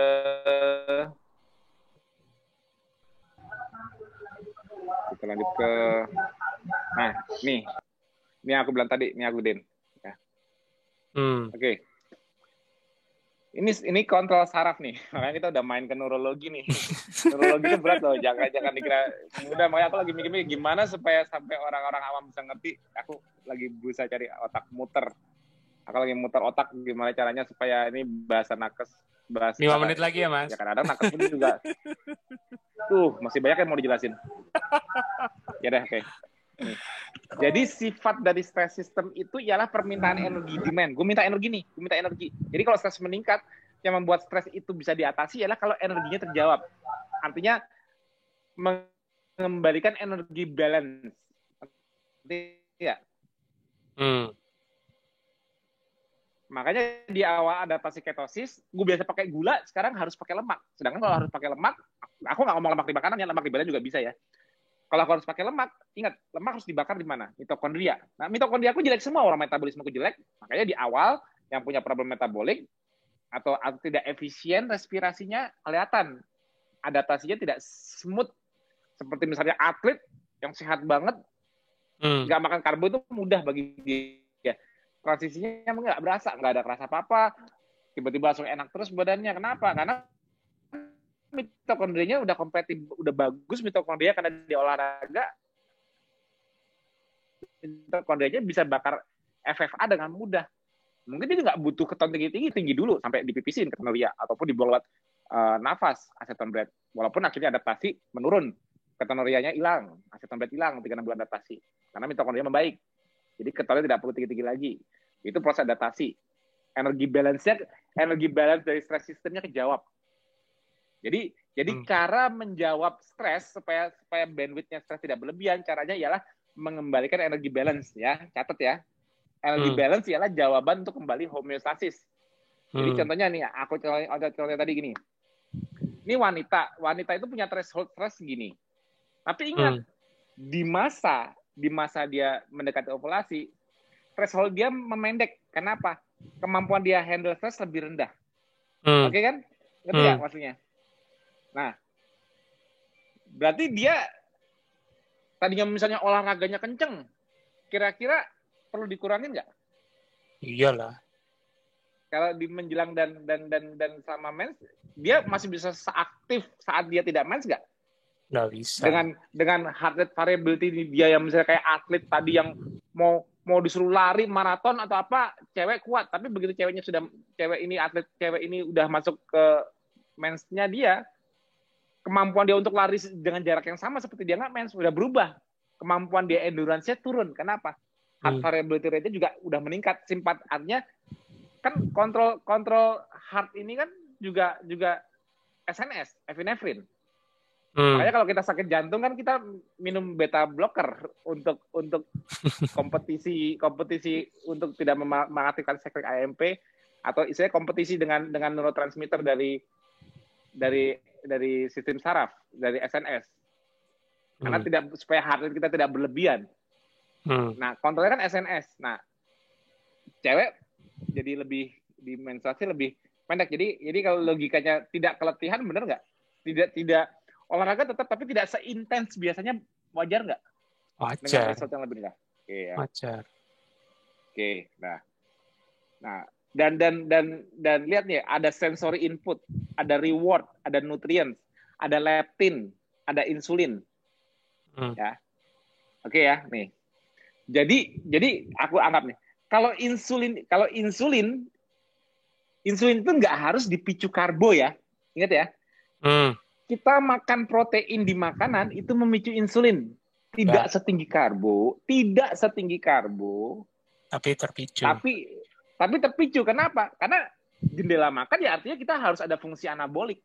Ya, insulin makanya itu anabolik. Protein harus jadi otot, protein juga memicu glukoneogenesis, dan hasil glukoneogenesis gulanya harus diambil untuk nge-restore glikogen di skeletal muscle, atau nge-restore, meningkatkan resterifikasi di fatty acid cycling di adiposit.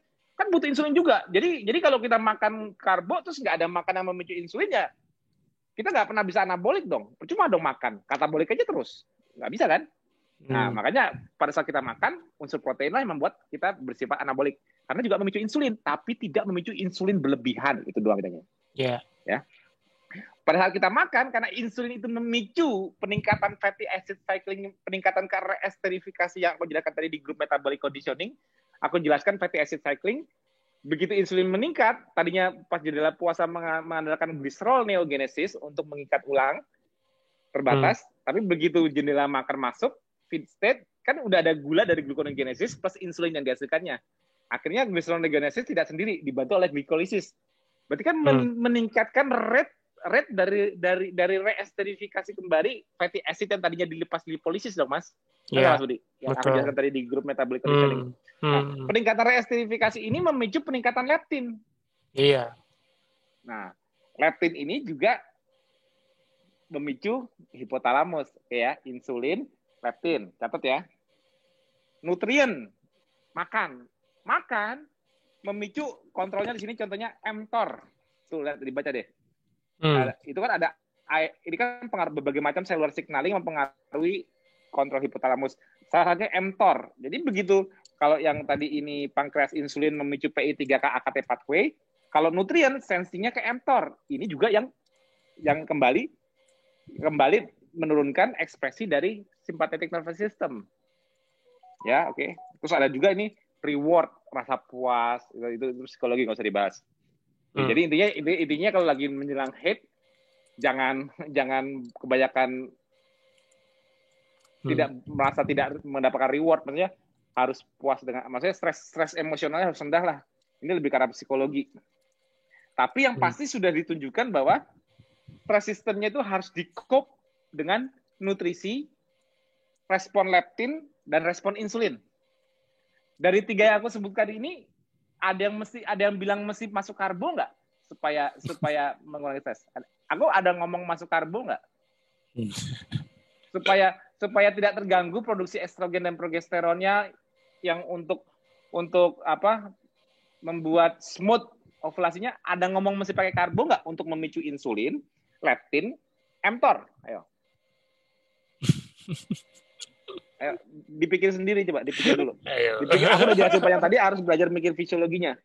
Ada yang ngomong, harus keluar dari ketosis biar lancar. Nanti kalau udah nggak menstruasi, balik ketosis lagi. Ada yang ngomong, ada secara fisiologi, ada yang harus ngomong kayak gitu nggak untuk mengaktifkan secara fisiologi, mengaktifkan insulin, leptin, dan mTOR. Ayo, makanya jangan keburu-buru punya keputusan tanpa tahu fisiologi. Ayo. Kan konyol jadinya sarannya. Sayang sebenarnya, lebih ke sayang.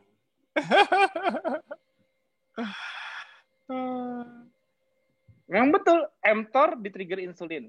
Tapi yang utama, mTOR mensensing leucin, salah satu amino asid esensial. Artinya unsur protein yang masuk nutrien sensing. Karena begitu masuk leucin, artinya amino asid esensial lain biasanya bersama dia. Sehingga bisa melanjutkan proses anabolik yang dibutuhkan suatu sel. Contohnya ribosom biogenesis untuk mensintesis berbagai fungsi. Artinya mengembalikan fungsi, menurunkan stres. Betul nggak? Menurunkan sympathetic outflow. Menurunkan tadinya stress demand, dibayar stresnya dengan energi balik. Salah satunya bisa mTOR. Jadi yang aku tanya, untuk menurunkan stres perlu karbo nggak? Kalau dulu memang benar. Makanya tadi kan aku nanya sama Mbak Maya di awal. Mbak Maya dulu ingat nggak kalau begadang lebih kuat waktu masih makan karbo? Ya itulah, karbo cepat menutup stres sistem. Ya, cepat menutup stres sistem. Makanya orang akhirnya pada saat stresnya itu berlebih, hiperglikemia, makan karbo terus, hiperglikemianya nggak kerasa. Kenapa? Karena dia cepat mengangkat parasimpatetik. Cepat menurunkan simpatetik. Jadi karena parasimpatetiknya diangkat dengan dia makan karbo atau dapat energi cepat gula, harusnya gulanya tadi dari liver, supply-nya, ini gulanya dia langsung masukin dari makanan. Cepat nggak nurunin simpatetiknya? Cepat. Sangat cepat. Tapi akhirnya apa? Saat simpatetiknya udah ngingetin terus, akhirnya terjadi apa? Resistansi nggak? Iya. Resistansi. Jadi stres resisten di kondisi yang salah. Apa? Hiperglikemia. Hiperglikemianya dibiarkan. Nggak kerasa di badan kalau udah gula darah tinggi. Itu yang aku maksud. Jadi itu pentingnya punya sistem untuk mendeteksi hiperglikemia. Itu harusnya alami. Makanya dengan KF Lifestyle aku menunjukkan orang, aduh, aku sekarang jadi nggak sensitif sama karbo nih. Aku jadi sensitif nih. Sebenarnya gini, aduh, aku sekarang sensitif sama hiperglikemia. Itu yang betul fisiologinya. Kamu sensitif hiperglikemia karena makanan, kamu sensitif hiperglikemia karena kamu kurang tidur, kamu sensitif hiperglikemia karena kamu stres. Hiperglikemia jadi Q paling terbaik. Kenapa? Karena kamu pasti diingatkan. Jadi nggak enak badan, asam lambung mual. Diingatkan. Dulu diingatkan nggak? Enggak. Makanya low grade inflammation terus. Ngerti nggak? Ya. Nah, Luar jadi biasa. Aduh. oke, udah ngerti semua ya. Jadi di saat hate, wanita sadar sendiri pentingnya kalori cycling, bener nggak? Kalau sebelum hate, wah puasa panjang mau buka jam 4, jam 5, atau kayak aku makan sekali sehari. Tapi kalau sedang hate, ada cue-nya kok, ada petunjuknya apa? Kerasa lebih lapar. Iya. Ya bisa juga kayak tadi, heart rate-nya lebih meningkat. Kualitas tidur jadi nggak bagus. Di situ threshold SNS-mu turun. Nah, begitu threshold SNS-mu turun, untuk mengembalikan tadi apa yang aku ngomongin? Insulin, leptin, nutrien. Aku nyuruh makan karbo nggak? Enggak. Fisiologinya ialah tingkatkan insulin, tingkatkan leptin, tingkatkan nutrien. Nutriennya artinya picu mTOR. Karena nutrien sensor nutrien, sensor cellular signaling untuk nutrisi kan mTOR. Ya kan? Jadi cukup aktifkan mTOR. Nggak ada yang ngomongin masuk karbo. Emang betul karbo memicu mTOR. Tapi tidak satu-satunya ibaratnya. Satu-satunya. Nggak adil manusia yang tinggal di tanah yang gersang, tinggal di kutub yang tertutup es, yang nggak ada karbo, terus nggak pernah bisa dapat haid. Nggak bisa punya anak dong. Sekarang aja nggak ada sistem reproduksi di sana. Orang kontrol fisiologinya ternyata harus pakai karbo, kan konyol nggak? Konyol kan? Iya. Ya enggak lah. Nggak adil. Jadi aku bilangin sekali lagi, tidak ada glukosa esensial dari makanan. Glukosa di dalam tubuh esensial. Pada saat stres, makanya glukosa ditingkatkan untuk apa? Untuk coping energinya. Tapi yang bilang harus masukin glukosa dari luar siapa? Nggak ada. Ya kan? Nggak adil dong. Harus makan karbo untuk mengembalikan keseimbangan.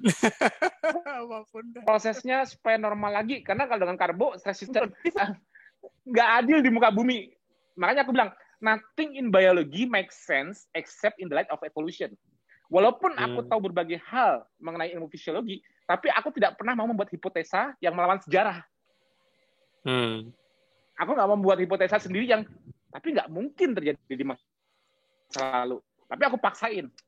Nggak bisa. Pasti aku yang salah analisa. Ngerti nggak dia? Kalau manusia dulu harus sarapan, dan aku bisa membuktikan dengan hipotesaku secara fisiologi, tapi aku udah melawan sejarah. Berarti manusia dari dulu harus sudah ada kulkas ya. Makanan harus sudah di mana-mana ya, tinggal sarapan, tinggal makan gini. Ada. Yang kedua, harus ada karbo di saat menjelang menstruasi. Berarti harus makan karbo baru bisa mens. Kan nggak masuk akal juga. Lah, gimana ya orang yang dulu yang ada di ya. Jadi kalau ngeliat dari sekarang sih, karena banyak pilihan, kita tinggal makan gampang. Tapi kalau kita lihat cara biom di bumi, lihat di mana manusia bisa tinggal di mana aja, desain di tubuh ini tidak sebodoh itu. Tapi kita tahu Q-nya di mana, gitu, secara fisiologi. Oh, Q-nya sih insulin, leptin, dan mTOR. Yang ngomong itu harus aktif dengan karbo siapa? Nggak ada kan? Ngerti nggak? Halo. Ini terakhir. Ya pokoknya intinya aku udah jelasin dari sisi fisiologi, terus kan naknya gimana. Harusnya pada pintar jadinya. Yang menopause. Nah, masalahnya menopause ini dia udah kehabisan reserve. Ini aku gini, sorry. Ini terakhir ya. Bagi yang menopause ya, karena harusnya LH dan FSH berikut dengan sistem stres. Kan gini, kalau FH dan LSH disekresikan, memicu estrogen dan progesteron, benar dong? Ya. Ya. Ini kan stress system kan threshold lebih pendek. Ya. Itu pun lebih pendek. Dan ini kan memberikan negatif feedback ke pensekresinya aku bilang tadi. Ya. Nah, tapi kalau yang diperintah untuk buat estrogen progesteronnya sudah nggak ada gimana? Alias sudah menopause. Udah habis. Nggak ada negatif feedbacknya. Makanya orang menopause lebih mudah inflamasi, lebih gini nih, gampang gini. Orang menjelang menopause atau sudah menopause, sebelum menopause dia punya bandwidth stres gini. Setelah menopause dia lebih gampang stres. Nggak hanya pikiran aja, badannya. Jadi menopause menunjukkan dia sudah tua, aging. Ya sudah pasti dong. Aging pasti nggak semudah yang sel yang belum aging. Tapi kalau wanita, walaupun kita dengan KF selularnya bisa reverse aging maupun mempertahankan retard aging, tapi ada satu yang nggak bisa dirubah. Kalau memang sudah habis di sistem ovari reverse sudah terdeplet, dia sudah ada penurunan kemampuan. Pria belum tentu. Ya ini kan makanya sedihnya ya, memang itulah wanita, makanya pria superior, makanya pria pemimpin, makanya yang nyari makan di hutan pria. Walaupun wanita ikut bantu, tapi pria paling dominan. Wanita ada masanya nggak mampu, saat dia haid, saat dia menyusui, saat dia hamil, dia menyusui. Masa lagi hamil berburu? Kan nggak mungkin. Lagi menyusui berburu. Itu kan udah jadi tugasnya suami. Nah, jadi suami yang harus, jadi secara desain sistem biologi, pria tidak memiliki kelemahan ini dari sisi stress system dan metabolismenya. Wanita untuk coping stresnya menurun di saat dia haid ataupun dia sudah menopause. Ini terjadinya kalau dulu terjadi pada saat haid, performa turun. Setelah menopause, bandwidth yang memendek ini konstan. Ngerti nggak? Konstan. Ada terus. Makanya kan karena dia tidak bisa memberikan negatif feedback ke FSH dan LH dan FSH-nya. Tadinya kan sebagai negatifnya gitu lah, Mas. Masih berusaha dicerna ini topik menopause, kayaknya nanti perlu di refresh lagi nanti. makanya orang menjelang menopause biasanya ada peningkatan inflamasi. Ya, memang ada. Karena kan dia stress sistemnya meningkat. Ya. Inflamasinya kan juga berarti kan inflamasinya lebih tinggi dan tidak tercoping karena dia harusnya dicoping dengan negatif feedback dari sistem estrogen dan progesteronnya, tapi ini nggak tercoping karena untuk mengajak folikulernya untuk mulai itu lagi kan nggak bisa karena memang sudah ya kan, benar nggak? Nah, jadi dia mengalami kayak sustain inflammation. Nah, disitulah dia mungkin tadinya biasa aja, aku dengan Mas aku puasa 20/4 pun 4 jam makan juga turun. mensku masih lancar dulu ya. Dulu. Aku dengan puasa 18/6 masih lancar aja. Ada yang perlu dibantu balik ke 16/8 biar makan lebih banyak. Stres sistemnya tidak meningkat. Sehingga dia lancar headnya. Ada yang 20 Maya ada. Iya, Mas. Ya, Mbak Maya kan udah lancar nih. Dulunya nggak lancar, sekarang malah lancar headnya. Nah, Mbak ada variasi di puasanya nggak? Apa tetap sama? Pada saat main sama aja, lancar-lancar aja gitu. Nggak harus dibantu makan lebih banyak pada saat menjelang mens. Oh, makan lebih banyak, Mas. Terutama saat mens, kan maksudnya pas waktu jam akhirnya ya. Ya,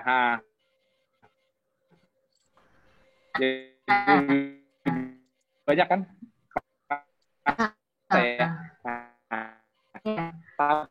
Tapi aku dia kalau tetap dengan pola yang sama, misalnya dia cuma makan 2 jam malah lebih nggak enak. Ada. Tapi kalau Mbak kan ketahuan nih, Mbak begitu instingnya lapar, di jendela makan lebih banyak kan? Iya. Nah, itu yang membuat Mbak coping stresnya. Tapi ada beberapa orang yang dengan jumlah makan yang sama tetap lancar mensnya. Jadi ini cuma beda di kemampuan untuk mengatasi stres deh. Bedanya cuma di situ doang. Tapi intinya yang mau aku jelasin itu sebetulnya Masalahnya di stres. Jadi kalau menjelang menopause, lagi untuk mengatur kalori cycling. Kalau ini kan kita melakukan kalori cycling, tadinya biasa makan 1-2 jam, sekarang karena ini sudah threshold stres lebih rendah, aku bukanya jam 12 aja deh, makan lebih sering, ngerti nggak? Tapi ada yang ngomong masih Mbak pas lapar itu makan karbo apa tetap makan ikan telur ayam lebih banyak katanya? Makan real food, Mas. Iya, real food tapi lebih banyak aja kan? Nggak nambahin karbo kan? Enggak. Ya udah. Itu dengan hanya makan real food lebih banyak, kira-kira insulin Mbak naik nggak? Ya, naik. Naik nggak? Naik. mTOR Mbak naik nggak? Naik. Jadi siapa sih yang ngomong kamu harus makan? Siapa yang ngomong harus makan karbohidrat itu? Ngerti nggak sih fisiologinya? Bisa nggak mens orang yang jauh dari katulistiwa cuma gara-gara karbohidrat? Itu makanya tuh jangan terlalu percaya sama yang nggak jelas. Fisiologinya harus tahu banget dulu, baru kita bisa ngeliat. Jangan cuma nonton sana nonton sini. Nonton sana nonton sini. Ya ini ya makanya aku bilang tidak ada satu dokter pun di luar yang aku follow, karena cara aku berpikir jauh beda. Aku berangkat bukan dari diet keto tapi dari fasting ketosis.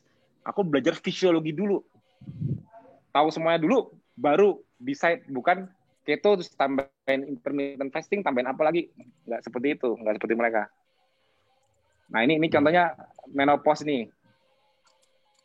Dia dari normal hormonalnya, begitu dia senens, menua. Nah, lihat, tidak ada negatif feedback ya kembali. Lihat ya apa yang meningkat. Gonadotropin releasing hormonnya tidak ada negatif feedback, lebih tinggi. Otomatis LH, luteinizing hormon lebih tinggi. Ini ya, pokoknya jalur-jalurnya mananya ya. Dan kortisol juga jadi lebih tinggi.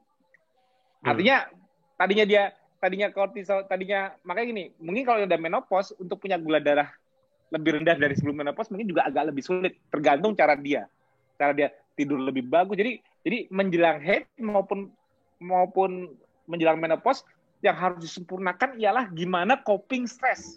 Tidurnya lebih baik, makan lebih banyak di jendela makannya, tidurnya lebih baik, stresnya harus diturunkan, ya. Jangan keletihan. Itu PR-nya wanita menjelang haid maupun menopause. Kenapa? Karena apa? Threshold stresmu sudah lebih pendek. Oh ya. Kalau yang haid, threshold stresnya pendek, situasional, periodikal.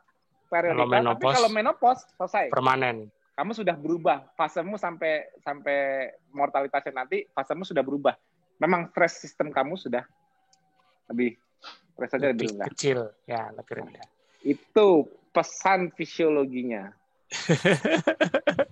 Ya. Thank you Mas Tio, luar biasa. Susah dicerna nggak? Susah dicerna nggak? Rada tertatih-tatih, tapi ya berusaha inilah. Tapi maksudku mengerti kan mengenai stress system ini, maksudnya nggak terlalu sulit-sulit banget kan? Lihat clue Q-nya di mana dan intinya tidak stres berlebih aja gitu loh. Ya memang nggak bohong kan, karena aku udah bilang penurun stres cepat ialah apa? Karbo. Memang iya, glukosa. Makanya kata Mbak Maya dulu bisa begadang lebih lama kalau makan karbo. Jadi jangan dianggap walaupun karbo itu cepat menurunkan stres sistem, bukan berarti karbo jawabannya. Bukan. Banyak penurun stres sistem lain. Yeah. Apalagi kalau dari segi nutrisinya. Cuma untuk aktifin mTOR doang, kenapa harus pakai insulin yang dipicu oleh karbo ataupun dipicu oleh gula? Kenapa? Mau protein aja bisa kok. Selesai kan? Gitu loh. Makanya kan juga craving-nya lebih banyak ikan telur ayam gitu loh.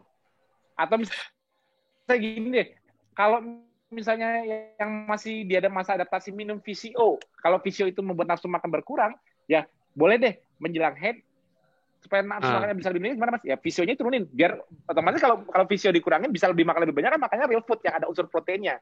Jadi kalau VCO aja kan nggak ada proteinnya, tapi pada saat makan ini kan pasti ada proteinnya kan. Nah kalau VCO dikurangin siapa tahu makannya bisa lebih meningkat. Ya koreksi di situ aja. Yeah. Paling gitu. Bukan itu karbo. Itu yang banyak miss Mas. Soalnya semua checklist sudah diminum dan dimakan semua. Itu ya kacau lah maksudnya. Jadi banyak yang anggapnya checklist, ya kan, daftar, semua sudah diminum, sudah dimakan. Jadinya, lo kok masih ini? Ya sudah, karbo aja gitu. Itu yang bikin mabuk.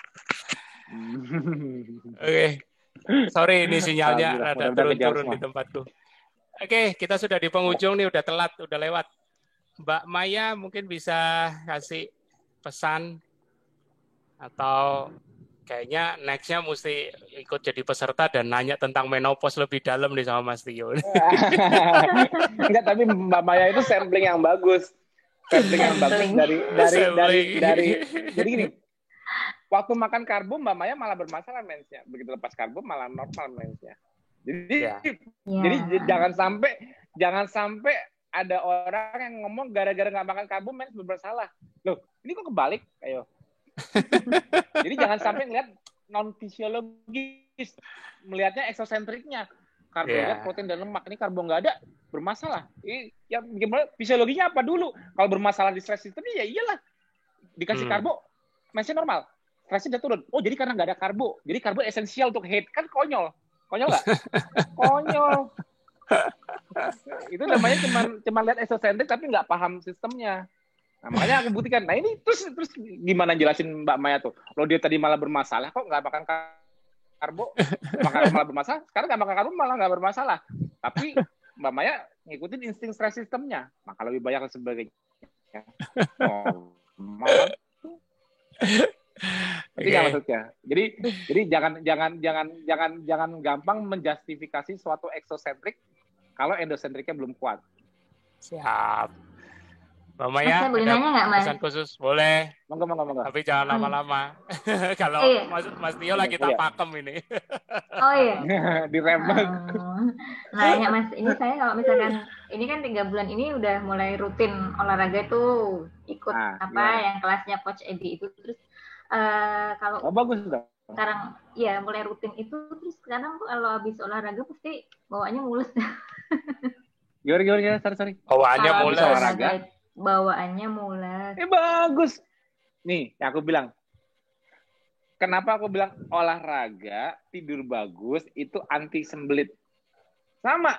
Jadi Mbak misalnya nggak olahraga, misalnya, ini sorry ya, agak ngomong jauh dikit. Maksudnya BAB-nya volumenya sekian. Begitu Mbak olahraga, Mbak antara volume feses-nya meningkat atau frekuensinya jadi mules atau apa. Sama, aku juga gitu.